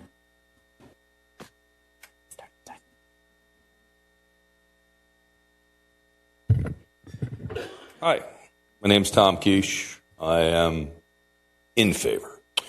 So I brought an iPad because last time I crinkled up the paper and threw it. So this way I can't do that. My name's Tom Quiche. I'm speaking as an individual. I volunteer at a number of different shelters. If you don't know, I'm wearing a black T-shirt with the word HELP written on it. H-E-L-P. An impromptu story. I was writing in a coffee shop in West Covina, and someone came up to me and said, "Hey, is that T-shirt you helping me or me helping you?" And I smiled and I said, "Both." And that's what I want you to realize. That I'm asking you to help me, and I'm here to help you, and together maybe we can help thousands, literally thousands of animals. And I talked a lot for the last 14 months. 14 months we've known each other. And my friends and cohorts, we've all documented a bunch of different reasons why spay, neutering, and microchipping are all beneficial, not only to the community and to volunteers and to the staff, but to the animals and even the people who don't own animals. I want you to picture I'm holding up a mirror, and in that mirror you see yourselves. And in that image, you're wearing a black T-shirt. I want you to imagine the word written on your black T-shirt. And that word should be the reason why you're sitting in those chairs. Look, I'll make a confession. I don't like driving out here. I don't really like speaking at city councils. I don't like going to dog shelters. I really don't. But I do it, I drive it, and I speak it to help. That's what they do too. But I can't do what I'm asking you all to do. I don't sit in those chairs. I need you. You, and you. Actually, I think I need 3 of you, but to vote yes to spaying, neutering, and microchipping. Because people are going to ask me, how do they vote? And quite honestly, I'm going to put it online. So I want to know, are you willing to help? Are you willing to help volunteers and staff members and dogs and your community of animal people and non-animal people? Again, it's the year 2026. Everyone knows this is the way to go. So thank you. Thank you for allowing us to be here. Thank you for allowing us to have this brought up. Thank you. Thank you. Linda? I didn't hear it go beep.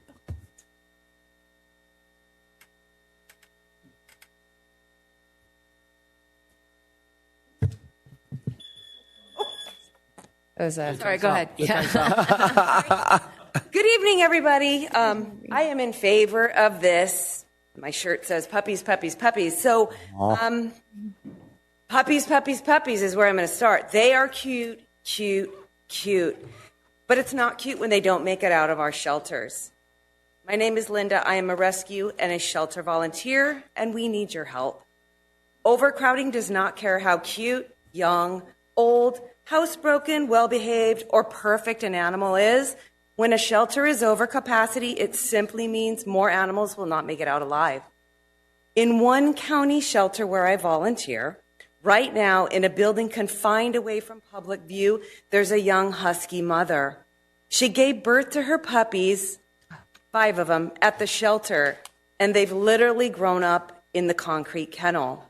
Still hidden from public, there's no telling if this precious family is ever going to make it out or have a chance at a real home.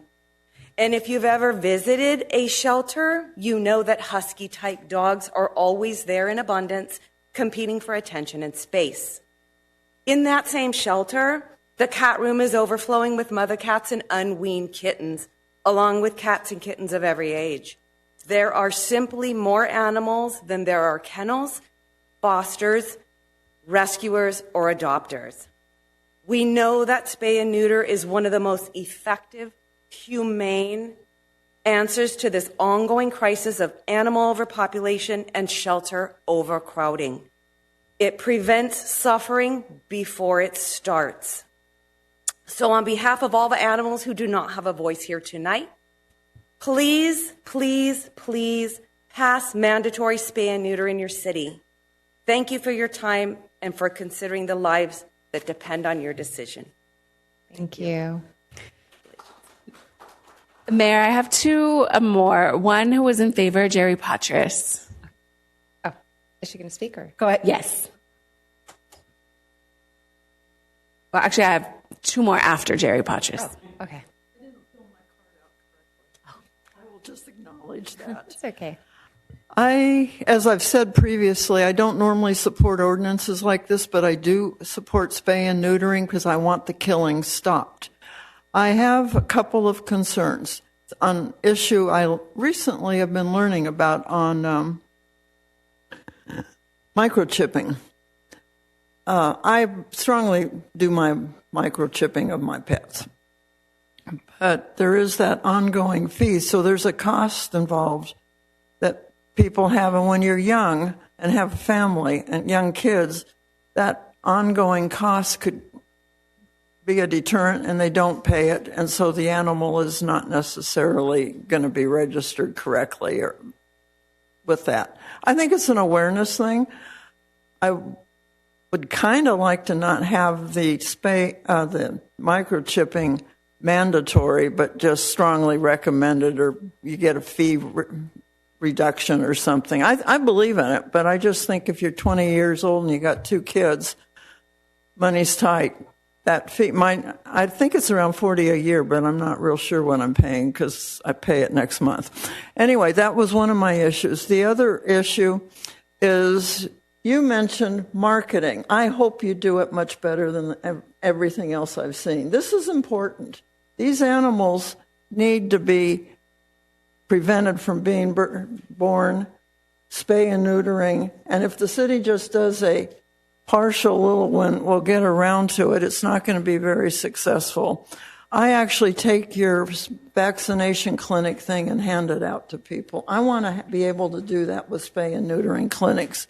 I was very disappointed that there wasn't anything tonight on spay and neutering low-cost clinics. Please roll something out soon. It's necessary. The last thing, and this is over the top, I'm sure, but you might consider creating a nonprofit fund in your thing so that people could donate to help people that need help with this stuff. You have a foundation that dedicates some, where you got the idea, okay? Thank you. Okay, next speaker. Steve Bennett is neutral.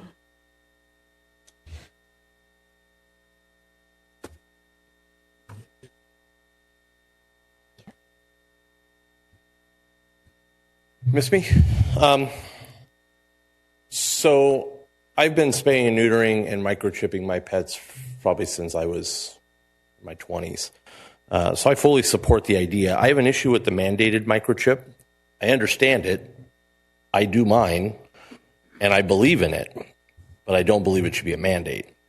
There's times where you have to allow the owner of the pet to have a choice. It's the same thing with children. You know, there are options for parents when it comes to children, and I know we're not taking kids to shelters per se, but it's the same thing. There should be a little bit of a similar parental rights of that. I think that the spay and neuter is fine. I have no issue with it. My bigger concern is not so much with the pets, although some of these become strays. And that is my bigger issue, is we are not addressing the stray issue at all in this. We're not addressing TNRs. We're not addressing the cost of a TNR. I personally have trapped and spayed many or stray animals, and I've done it at my own cost because I believe in that process. So I do believe in TNR. I believe it's a needed issue, and I don't believe there's enough support out there. Most of the places I go to, there's a cost to it, and I just absorb that because I think that ultimately also reduces animals in shelters and rescues and everywhere else. That's not, to my opinion, being addressed in this. And while I support spay and neuter and not so much the mandatory microchip, that is the part that needs to really be addressed, is the TNR. and the support for that. And like I said, that's a huge complex issue, but again, that's probably the bigger issue that's filling some of these shelters as well. And I agree, I don't like puppy mills or anything like that. When we're looking at the ordinance, we have to make it so that it's affordable as well. Jerry Patras brought up a young family. Like I come from the belief if you can't afford a pet, don't have a pet. Unfortunately, people don't believe in that. So I do think that cost is an issue, and I do think the city should come up with a program, either it be CBDG if it fits into that. We need to reevaluate what we're doing. It's just important to get that done. I was going to say something else, I don't remember, but the big thing is allow the owners of the animals to choose microchipping or not microchipping. Like I said, I do it. Cost is definitely an issue. There's a fee to that, and maybe we need to look at low-income options for people when it comes to microchipping to encourage it. But I think it should be strongly encouraged, not mandatory for microchipping, and that's just an opinion that I have. Thanks, guys. Our final speaker is JD, and he is neutral.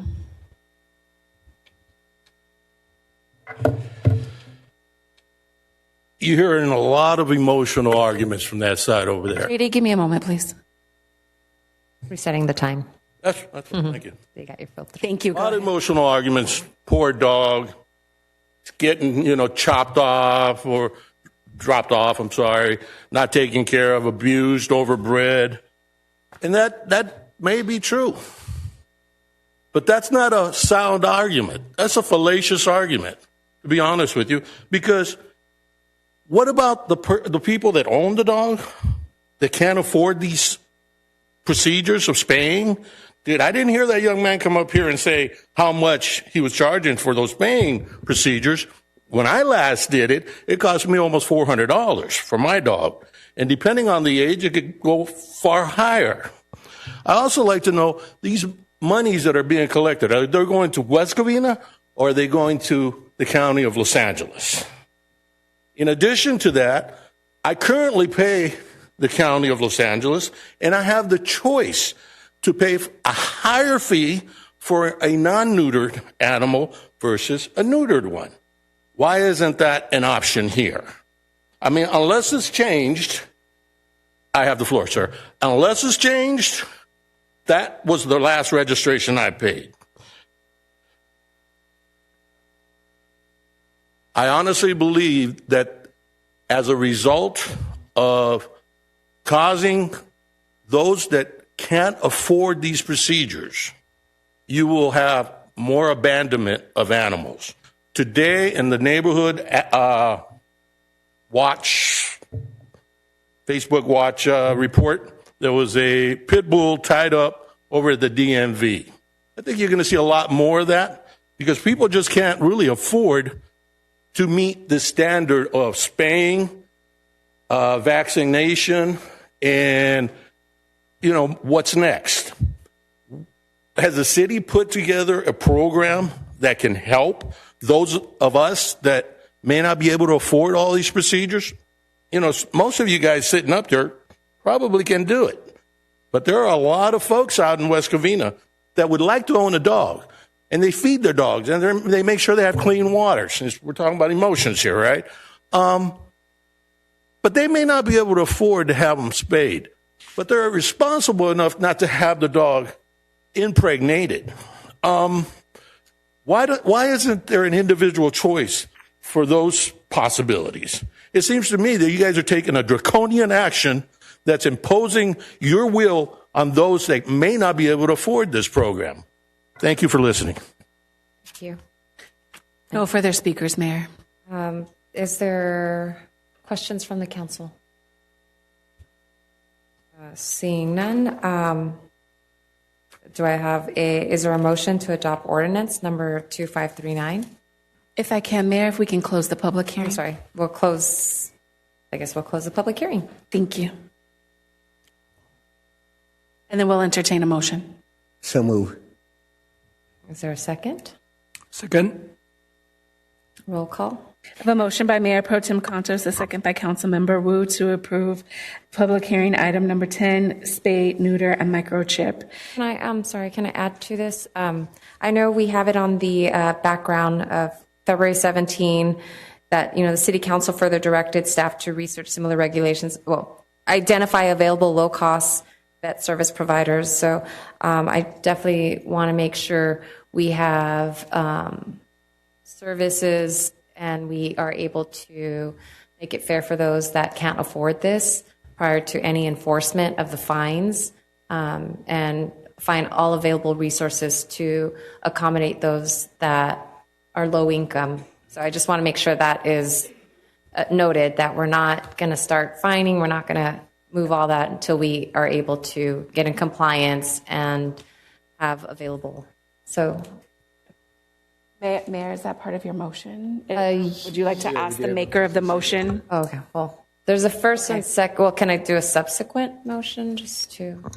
Or I'll support it for the record. Madam Mayor, this is something you brought up earlier. It was brought up earlier. Staff direction already, so this is just for the ordinance. Okay, sounds good. Thank you. So I have a motion by Mayor Pro Tem Contos, a second by Councilmember Wu. Councilmember Gutierrez? Yes. So, wait, sorry. Before I vote, I think what Mayor Lopez Viado just indicated is very important, and I also support that. So I want to make sure that that's very clear. Somehow, the staff will remember this when the time comes to if citations have to occur. Is there a way how will you address that, City Manager? Councilmember Gutierrez, as you can see tonight, Mr. Federico is here. He's one of several people that's already contacted me with the possible adoption of the ordinance tonight. There are people coming forward. There's organizations, there's groups, and we will absolutely put out everything to our community and believe we'll have more than enough support from low cost and grant programs to facilitate that to our community. Yeah, so I think if someone's low income and can't afford it, we need to make sure we provide them available resources and that we do not create a burden for them. So, yes. Thank you. Councilman Wu? And really quick, okay, West Covina, on the record, we have the highest abandoned dog, thousands of them, and we pay millions of dollars just, and put the shelters, the LA County, animal control. It's waste of money and waste of life. So I think this is a first step. Responsibility, accountability of the owner. They need to really understand the pet is not a property, it's a life, and they really need, to take care of them and then to be responsible, give them the vaccination and try to take care of them. And plus, and make sure they're microchip, because if they run away, and they can find it, and they can right away identify and send back. Otherwise, they will become another stray dog. So, yes. Councilwoman Diaz? I really don't understand how people can have animals, any kind of animal, and not be responsible for them. I don't understand how they can have these dogs and not think about the fact that they get pregnant, that they stray, or I don't understand how people are not responsible. And I remember as a child seeing a lot of stray dogs, but now as an adult, I don't see stray dogs the way we used to. I used to see a lot of them. And I just wish people would be more responsible in taking care of their dogs. And because I believe that our fur dogs or fur puppies they're our family. I mean, my dogs have several beds. They have one in the den, they have in the bedroom, and they stay inside. And when it's hot, they're inside. And when it's raining, they're inside. So I just wish people would have a little more compassion and take care of their dogs properly. And my vote is a yes. Mayor Pro Tem Contos? Aye. Mayor Lopez Viado? Before we vote, I know we have a group that is pushing for this, if this can be made throughout like the San Gabriel Valley area, because a lot of the abandonment dogs is not from our residents, unfortunately. They are from outside cities. Because we have a dog park, they throw them in here and then they leave them here. So majority of our residents, we had the report, the listing, it wasn't our residents. And so unfortunately, because we have a dog park, the burden comes here. So if it's something that can be pushed throughout San Gabriel Valley and not just stop here, if you can just continue on and that we're all on the same page so that we don't have this ongoing issue. With that being said, my vote is yes. Motion passes. So thank you for being here this late. All right, we still have one more to go. Three more to go. Oh, 3 more to go. Just kidding. Oh, geez. Item 11, Department of Regular Matters. Consideration of adopting City of West Covina policy regarding disruption of telephonic or internet service during meetings. Our city manager will present the staff report. Assistant City Clerk Lisa Shark will present tonight. Thank you, Mylan. Through the chair, Council, I'll be brief. Senate Bill 707 requires the City Council to adopt and provide measures for remote access to public participants during City Council meetings via a two-way audio-visual platform and two-way telephonic services. What you have before you is a resolution and a policy that addresses disruption during a council meeting by the public, by members of the public, during an automated two-way interaction between members of the public and the council during public comments. If you have any questions, I am here to answer those. Otherwise, it is staff's recommendation that you approve the resolution and the policy. Councilwoman Diaz? I move the motion. Well, I have a question, though. Yes, ma'am.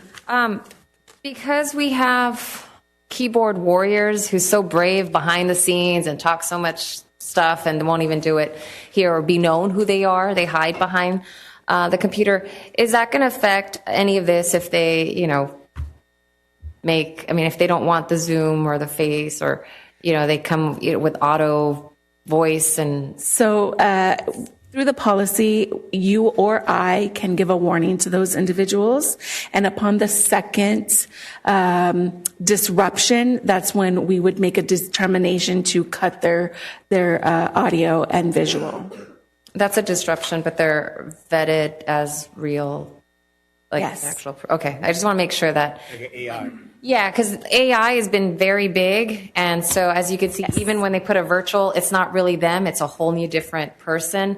And we have that with audio versus here, it's live, and we can see the person. And I just wanted to make sure. But I think the city attorney wanted to say something. This policy also deals with when there's a problem with the technical issues. Yes. We have to shut down for 1 hour. 1 hour. To allow staff to fix the connection. And after 1 hour of not being able to fix the connection, then the council takes a vote whether to move forward or not during that time. Okay, there's a first and a second. Roll call. Madam Mayor? Questions? Okay, Mayor Pro Tem Cantos. Thank you so much. So, oh, darn it, it just left me. So I guess when it comes to this, is there, I realize this is a state mandate, but does under our new 707 requirements, is there anything that prevents people from other places outside of here just coming to harass us during the open? Because right now they have to be here, but what prevents?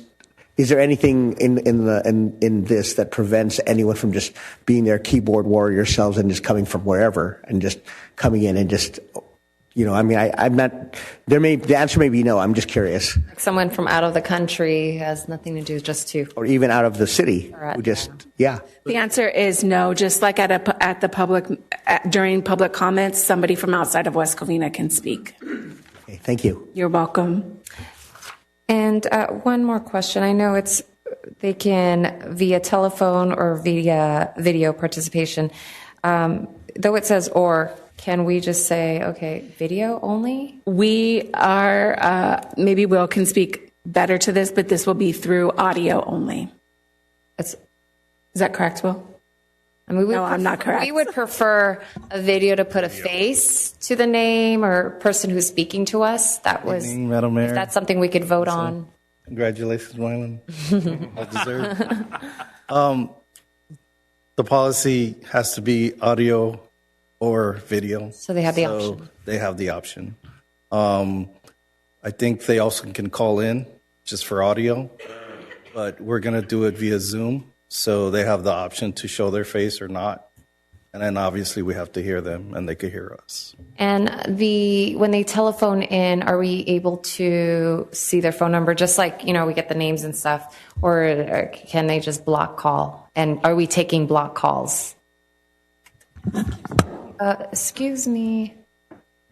I'm sorry, Mayor, can you please repeat your question? Are the ones that telephone calls that come in, are we able to, is it where you guys can see who's calling, or if they can, a phone call that uses a block number? Identification. The identification, because right here we identify, obviously we have that, but So on our agendas and on our website, there will be information on how individuals can contact us, and during that time frame, I will be able to get their contact information. because I know when some places in like council meetings, if they do call in, their phone number is shown. So not for the public to see, but for the staff to be able to see. And if it's a drop call, they can return calls. So, I just want, if they have a block call, we're not taking block calls.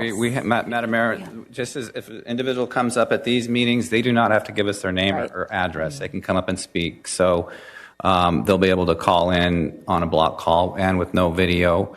There's going to be a learning curve. This is quite unique to have this availability. The state wants proponents of more involvement in city business and city meetings, and so there'll be a learning curve here on how to manage this between Lisa and you, how that's going to work for you to mute and Will to maybe even just cut it off if they're disrupting. So this is the only part of the Brown Act, this SB 707, that the state required us to add a policy, and so we're adding it, and we also put in there the part that mirrors the Brown Act on disruptions. So I don't know how they would disrupt. They might be. They could Zoom bomb. I don't know. There'll be a learning curve, and it's going to be a learn as you go, I believe. As it's being rolled out, I'm pretty sure there's going to be new policies that are going to be created. There's going to be new rules. And as you mentioned, we're going to learn as we go and see where this takes us and modify as we need to. So we had a motion. Councilman Gutierrez. Yes. Let's see. I think I was going to ask, looking at the law on my computer, just to make clear. I have the agenda report. Yeah. So this took effect on January 1st, 2026, correct, City Attorney? The law took effect. Parts of 707 started January 1. The balance of it starts July 1. Okay, great. That's correct. And then on January 1st, 2026, that's where I think it says the majority of updates to the Brown Act went into effect. I'm on Civic Plus, the civicplus.com website, but it says the majority of updates to the Brown Act went into effect, including new teleconference participation provisions and changes to the public comment. So would that have included the ADA aspect, the new ADA stuff? That would have took effect on January 1st too, right? ADA, I believe, starts July 1st. Is that with respect to council members utilizing ADA? I believe so, but I thought it was July January 1st. So it's not January 1st? Not January 1st. Maybe some other aspects of that, maybe the language requirement, and I know supplying each council member or commission member with the full copy of the Brown Act. There was a few items that January 1st that we were required to do, but they did give us time to July 1st because this is a big project to undertake. Right. And with respect to the ADA issues for council members, that's unique too. That's going to be new, and it'll take some time to figure that out. Great. And then the recess shall last for 1 hour. You think that's clear enough, or should it match what the legislation says? Should it say so right now it says the recess shall last for 1 hour, or should it state the recess shall at least last for 1 hour? Does it? No, that's fine. We know it's 1 hour, and I think in that time, does it say that if there's some unfinished closed session items, we can go back into closed session? Correct. Or we can recess as Will feverishly fixes what's going on, and then we come back, and then you as a body decide whether or not to move on or continue the meeting, continue the items. Great. And then now I'm on bbklaw.com. And I see within the law, it also states afterward, it must adopt a finding by roll call vote confirming that good faith efforts were made to fix the issue and that the resuming of the meeting serves the public's interests more than delaying it further. Well, that's what Lisa Yeah, already that's what I said. just said. It's going to come back to you. You're going to look at items. For example, if you had a full room of spay and neuter proponents, and you guys decide it's probably better to continue this meeting and let's have this item heard, let's do this tonight. That'll be up to the body on a roll call. And that's item number 6 in the policy. Number 6, let's see, after the expiration 1 hour.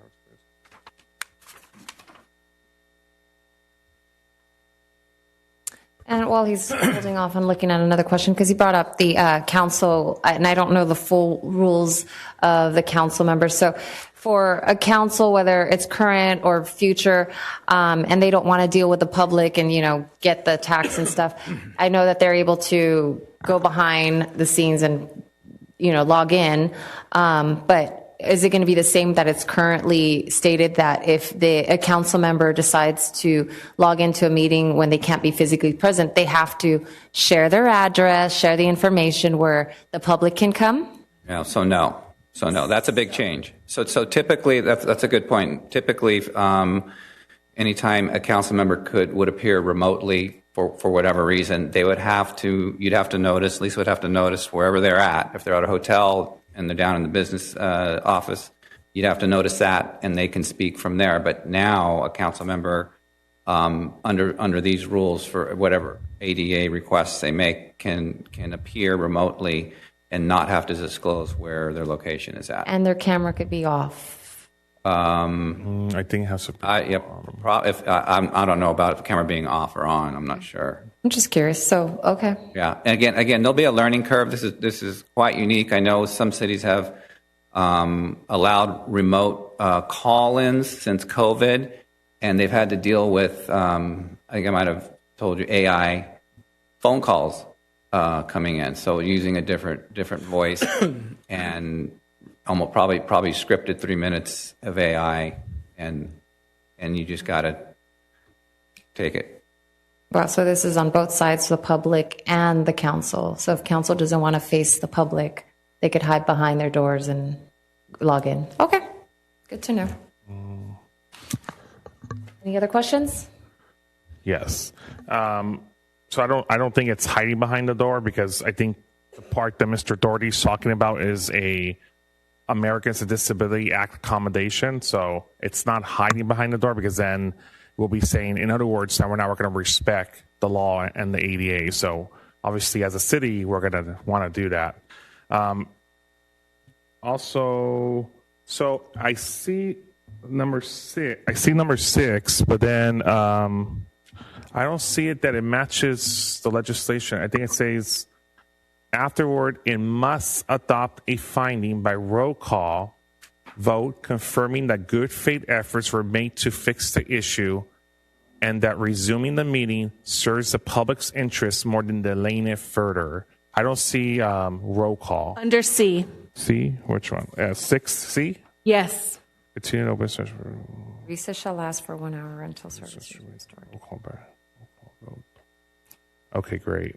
This is all on item Perfect. 5, procedure in the Yes. event of a service disruption. Great. Okay, great. And then I think just to in regards to if a council member had requested an accommodation and they did appear remotely, I believe, if I'm not mistaken, the camera does need to be on. And also, if anyone over the age of 18 is in the room, it has to be disclosed. So it's really going into a closed door room. So this policy is not addressing council members. This policy is strictly addressing public participation. Correct. Yes. But I know Mayor Lopez Villado was asking the city attorney questions regarding that aspect. So Understood. I have a motion and a second. Roll call. I have a motion by, please forgive me, Councilwoman Diaz, and a motion. One more. You said that on the last. One more thing. Also, in the warning, I see that we're going to give them one warning. Correct. We don't think we should match it to what our in-person rules are, 3 warnings? If the minimum, we're going to do with the minimum. This mirrors the state statute. Yes. This mirrors the state statute. So we just added this, and it's not required, but we added it in there. Okay. We follow the Brown Act anyway. All right, roll call. Thank you. I have a motion by Councilwoman Diaz, a second by Councilmember Wu to approve item number 11, consideration of adoption of a City of West Covina policy regarding disruption of telephonic or internet service during meetings. Councilmember Gutierrez. Abstain. Councilman Wu. Aye. Councilwoman Diaz. Aye. Mayor Pro Tem Contos. Aye. Mayor Lopez Viado. Aye, motion passes. On to item 12, West Covina Green Street feasibility study. City manager who will present the staff report. I'm sorry, your mic's off. I'm sorry, Brian Cervantes are here. Thank you. Thank you, Mylan, and congratulations. Thank you. All right. Good evening, Madam Mayor, Mayor Pro Tem, members of the City Council. Ahmad Ansari, contract city engineer here. The item before you is related to West Covina Green Street feasibility study, and this is the purpose of the item tonight is to receive and file, and if the council wishes to provide any feedback or input on the item, feel free to do so. Just a quick introduction. As part of the Los Angeles County's Safe Clean Water Program, the City of West Covina received $300,000 in funding through fiscal year 2023-24 Stormwater Investment Plan under the West Covina Regional Projects and Green Street Program. The funding was awarded for preparation of a feasibility study to evaluate opportunities for stormwater capture, treatment, infiltration, and green street improvements at various locations throughout the city. Tonight with me, I have Kurt Roth, who represents DRP Engineering. DRP Engineering is contracted with Regional Water Board, and there is a PowerPoint that he has prepared to share with the City Council. Kurt? Welcome. Thank you very much. Really appreciate the time to introduce this project. As he, introduced this has been a project that's kind of been taking some time to get going in terms of getting the funding. That's kind of the way that the Safe Clean Water Program works, but we're off and running, and we wanted to share some of the initial stuff that we've put together. And so in the interest of time, unless, there's specific slides you'd like me to go through, the main point that I would bring up with this is that this is the start of the process, and we wanted to make sure that the council is aware of the program and aware of the project and knows that we're committed to, and the program is committed, it's part of the requirements of the program too, which is good, committed to bringing and keeping this live and making sure that there's ongoing outreach for any of these projects that are being implemented. So with that, in the interest of time, I'll open it up for questions. Okay, thank you. I was going to say, can we share the screen? But there's, okay. At least it showed, so those that are watching can freeze frame the screen. Council, is there any discussion? Seeing none? Move the motion to approve. Well, it's a receive and file, so Great. So then we're good. No motion. Thank you very much. Thank you. Have a good night. All right. Last item, right? Yes, ma'am. Okay. Item number 13, status of the City of West Covina Youth Basketball Program at Cameron Park Community Center. City Manager, who will present the staff report? Assistant City Manager Roxanne Lerma will present.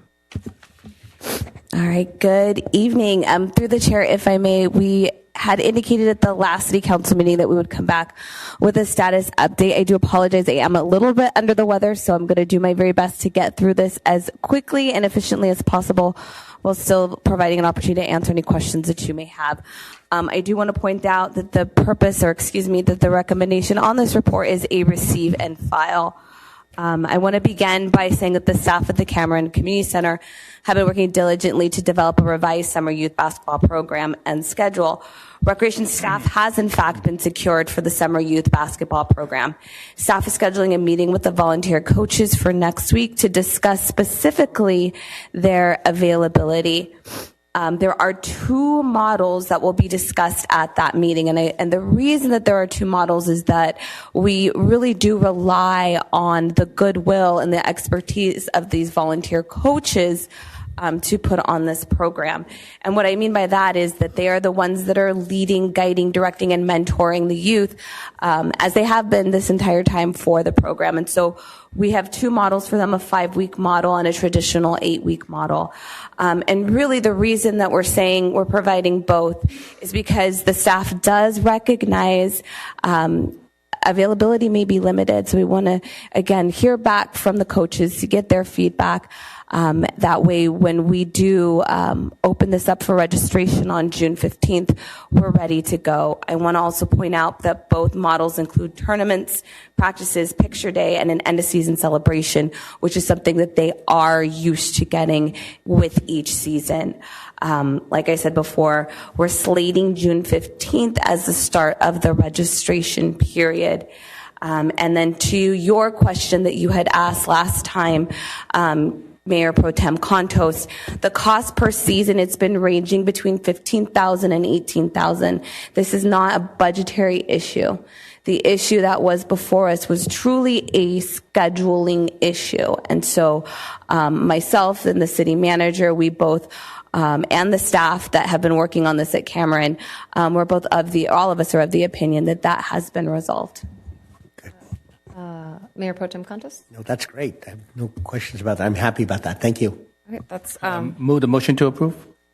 Councilman. There's no, it's a file. Councilman Gutierrez. Yes. So we're not going to give them back the original program they wanted and how it was originally structured? We have 2 models on the table, the 5-week model and the traditional 8-week model, which is how it was originally structured.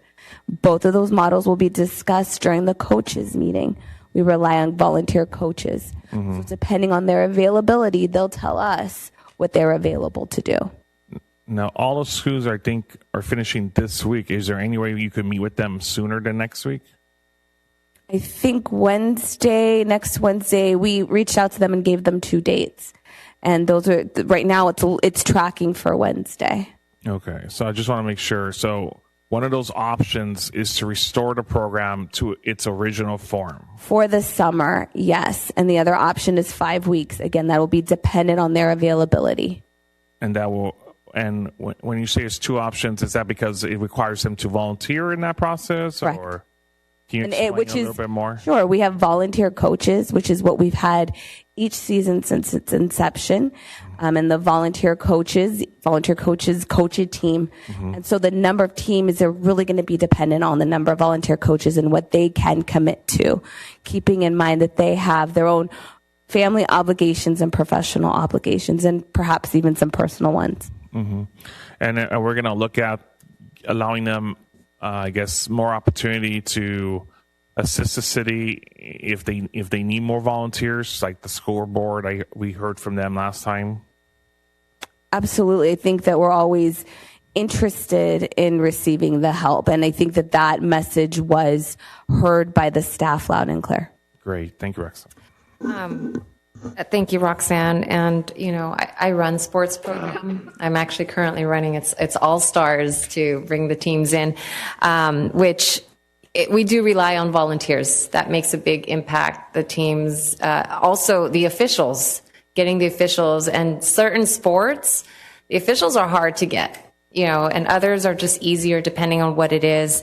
I just wanted to make sure the volunteers that are volunteering for the city, they are background check, fingerprinted. We do vet them, yes. Okay. And that was another thing too that I personally had experience. So there might be those that want to volunteer, but they didn't pass the background check for multiple reasons. And so we want to make sure the kids are safe, and getting volunteers is probably the hardest, especially that in today's time, it's a busy schedule. They have lots going on. They're doing a lot of things. So it's good that the decision making is on the volunteers to give you what options that will work. And as I said to the sports and to the community, the city will work with you, just work with us back. So it's a team dual effort. So thank you for that. Greatly appreciate that. Is there any other questions? No? Okay, that's a receive and file. So thank you so much. You're welcome. City Council reports, AB 1234, conference and meeting report. Any? No? Okay. City Council request. I have two. Well, go ahead, Councilman Gutierrez. Yes, I would like for staff to. Our request is for staff to bring back by the next meeting the status of the street sweeping program, about the enforcement aspect, because I believe it's supposed to go into effect on July 6th, and I would like to know. I will request that the council be updated regarding the status of the study that was supposed to be done in addressing streets that needed signs re-evaluated, that needed to be changed and so forth.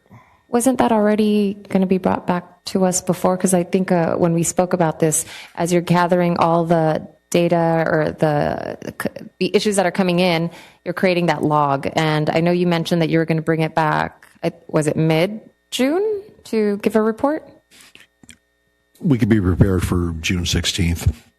Okay. Great. Yeah, I agree. Okay, yeah, I think I agree with the mayor. Okay, I think last time we already requested, and you said maybe end of June you should bring back about the data, information, change of the sign, tape over or something.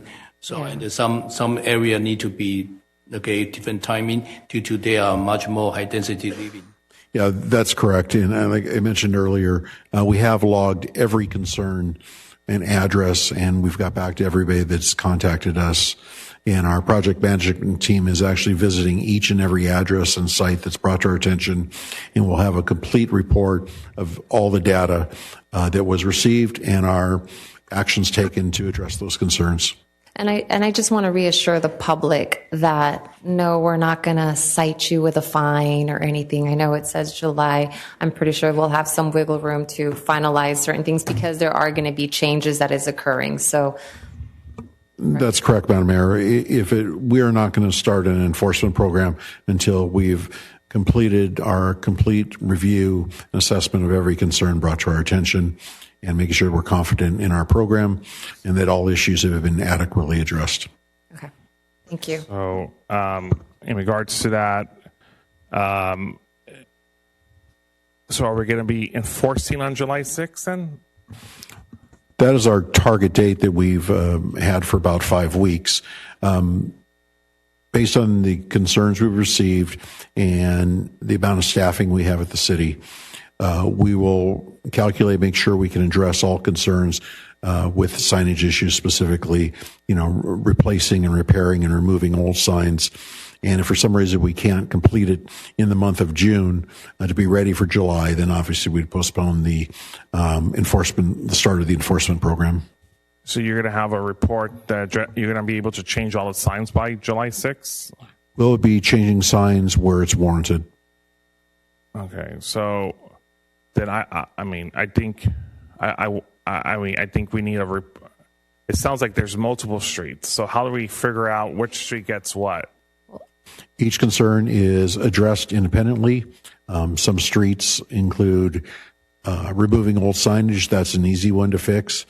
Some residents are concerned that their streets should be classified as high density. So our engineering team is assessing those type complaints. And also proactively, we've identified areas that we believe should be high density, and those are being addressed. And conversely, the areas that were previously identified as high density and should have been alternating sizes of the street were not properly posted by our previous contractor. So we'll be making repairs to those as we go along. And as residents will see staff out there with what I'll call magnetic stickers, replacing either the time or day of when street sweeping will occur. Yeah, and I know you were not here at that time or in this position, but I believe it was Transec who hired that company. So that contractor is still here. So regardless, it sounds. Councilman Gutierrez, I'll correct you on that point. So we did go out to RFP for that issue, and the bid was awarded to the lowest bidder. That's correct. Yes. It wasn't selected by the vendor was selected by the city council. Yeah, but our engineering department wasn't responsible to oversee that project. There are multiple departments overseeing. Mylan, you are not in that position yet. I don't know why we're fighting about that. I'm just telling you what All right, the past kind of is. point of So, order. Seriously, I mean, so we're let me finish. Yes, please. If you want to give your request, please give your. I'm trying to. No, stop arguing. Just please go ahead. I'm trying to Let's focus. explain the history of the issue at hand here, and we're being argumentative. You're being. You are not even in this position, Mylan, so you don't have to take responsibility for something you were Please, not in. can you, Councilman Gutierrez? Can we move on then? Give your council request. We're not here to argue. This is a council. So my council request, and I would appreciate if you stop cutting me off and Here we go cutting me off again. and so forth. So, my request, from hearing from what I just heard, is to suspend the enforcement from effective date of the July 6th deadline for street sweeping. What? Suspend the enforcement deadline that was originally scheduled to take effect on July 6th, 2026, until this could be figured out. Isn't that what's going to happen already? Yes. That's what What said. we're going to discuss when he brings up. Okay, we'll do it formally. Sorry. Do we have a second? Seeing none, motion dies. And we could say we're going to do something, but you guys voted on it. All four, we're going to wait till the city manager brings it. Okay. Any other council requests? I have two. Yeah. Oh, go ahead, Mayor Pro Tem Cantos. Thank you, Madam Mayor. One thing in support of, I think, Jerry Potra's really great idea with regard to the Community Services Foundation. In our capacity as members of the board of directors, I'm asking that we authorize a line item for the foundation that would allow for receipt of donations of people who want financially to contribute to the spaying, neutering, and microchipping for people who can't afford it. So if people wanted to support those efforts for those who are less able to provide, that we at least allow a line item so that way there'll be a place to put the money should people choose to donate for that purpose. I'll second that. Any disagreements? Nope. No? Okay. Motion passed. Well, it moves forward. Thank you. And then the second item is with regard to the pending policy with 707. I'm wondering if we could consider having a policy of having the phone people go first. I mean, I realize it's probably mayoral discretion with the agenda, but I mean, just to get all the phone stuff out of the way at the beginning of oral communications. I'll second that. City Clerk. Through the chair, if I may, Mayor, we already have a policy in the municipal code that allows for agenda items to go first. So if there is a speaker who is speaking on an agenda item, that item, I do my best to present those speakers to you first. Oh, I was referring to the phone, like all the phone. Right, but if they are speaking on a non-agenda item. That's true. That's true. Okay. I'll just leave it for now for discretion. Then I withdraw for now. But I do want to make sure the public that are physically present gets priority so that they can go home after. But I don't know. But that's probably when this comes up, when we have to discuss it. Okay. Comment. So we're still under request. I have no request. Okay. So I actually have two. I just want to make sure that the bronze tree and all the names are taken care of, that we revitalize that back. We have that posted and honored. So make sure wherever that tree was located, make sure city staff brings that.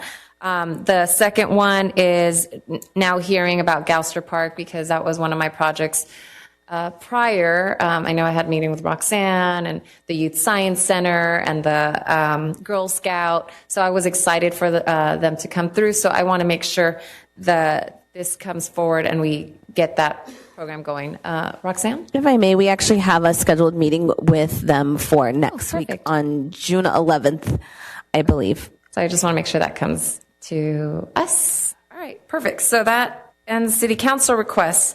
Now we can go to city council comments. Councilman Wu. Okay, I just want to thank the staff to work so hard to put this electric boba festival. And Roxanne, you work your butts off, okay, and really put it together. And I have no idea how you did it, okay, because I know it's become very successful. And I have a lot of parents calling me, say, oh my goodness, it's such a great event. Okay, the children, you can see, so the children's over there, teenagers over there, because we've been doing a lot of programs, kind of those senior adult, but we don't have any program. It's for the children, okay? And this Electric Boba Festival, have children to perform and have all this music, okay, like a DJ and playing the kind of hip music, not a boring music like we try to listen and we're like a senior, okay, and but they have a great time. And I just want to show my appreciation for the city staff, okay, the community service, Susie Perez and her staff, and also the public work and the police and fires over there. And I think everybody have a great time. I stayed till the end, okay, and I cannot feel my leg. And the next day I have to call my doctor, say, hey, I may be in trouble. I might be crippled and become ADA. So the issue I have is like, such a great event, and I just cannot live there because the music, because the people, and everybody have such a great time. So thank you so much, staff, and thank you, City. Other council comments? I actually have one. Thank you. I know the boba ran out. They gave out 500 free bobas. The teas were great. And so it was a great event. The decorations was so cute, and everybody enjoyed it. So thank you for bringing that. Oh, you have a comment?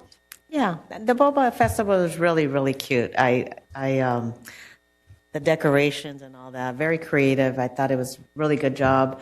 I want to thank all our staff and for helping out with that. I know it was a lot of work, and I was there along with Tony that late. I wasn't selling anything. But it was great, and I look forward to many more events. Thank you again. And then I do have a comment. For those who know our former mayor, Lloyd Johnson, unfortunately, he is hospitalized. So we'll look. Yeah, pray for him. It's pretty serious. So we don't know if he'll make it or not, but we're hoping that he does, and we're all thinking of him. And so if we have any updates, we'll definitely share that if you could provide the updates to us as well. Other than that, thank you again, and congratulations to our new city manager. We look forward to great things, and that ends our meeting. Meeting adjourned.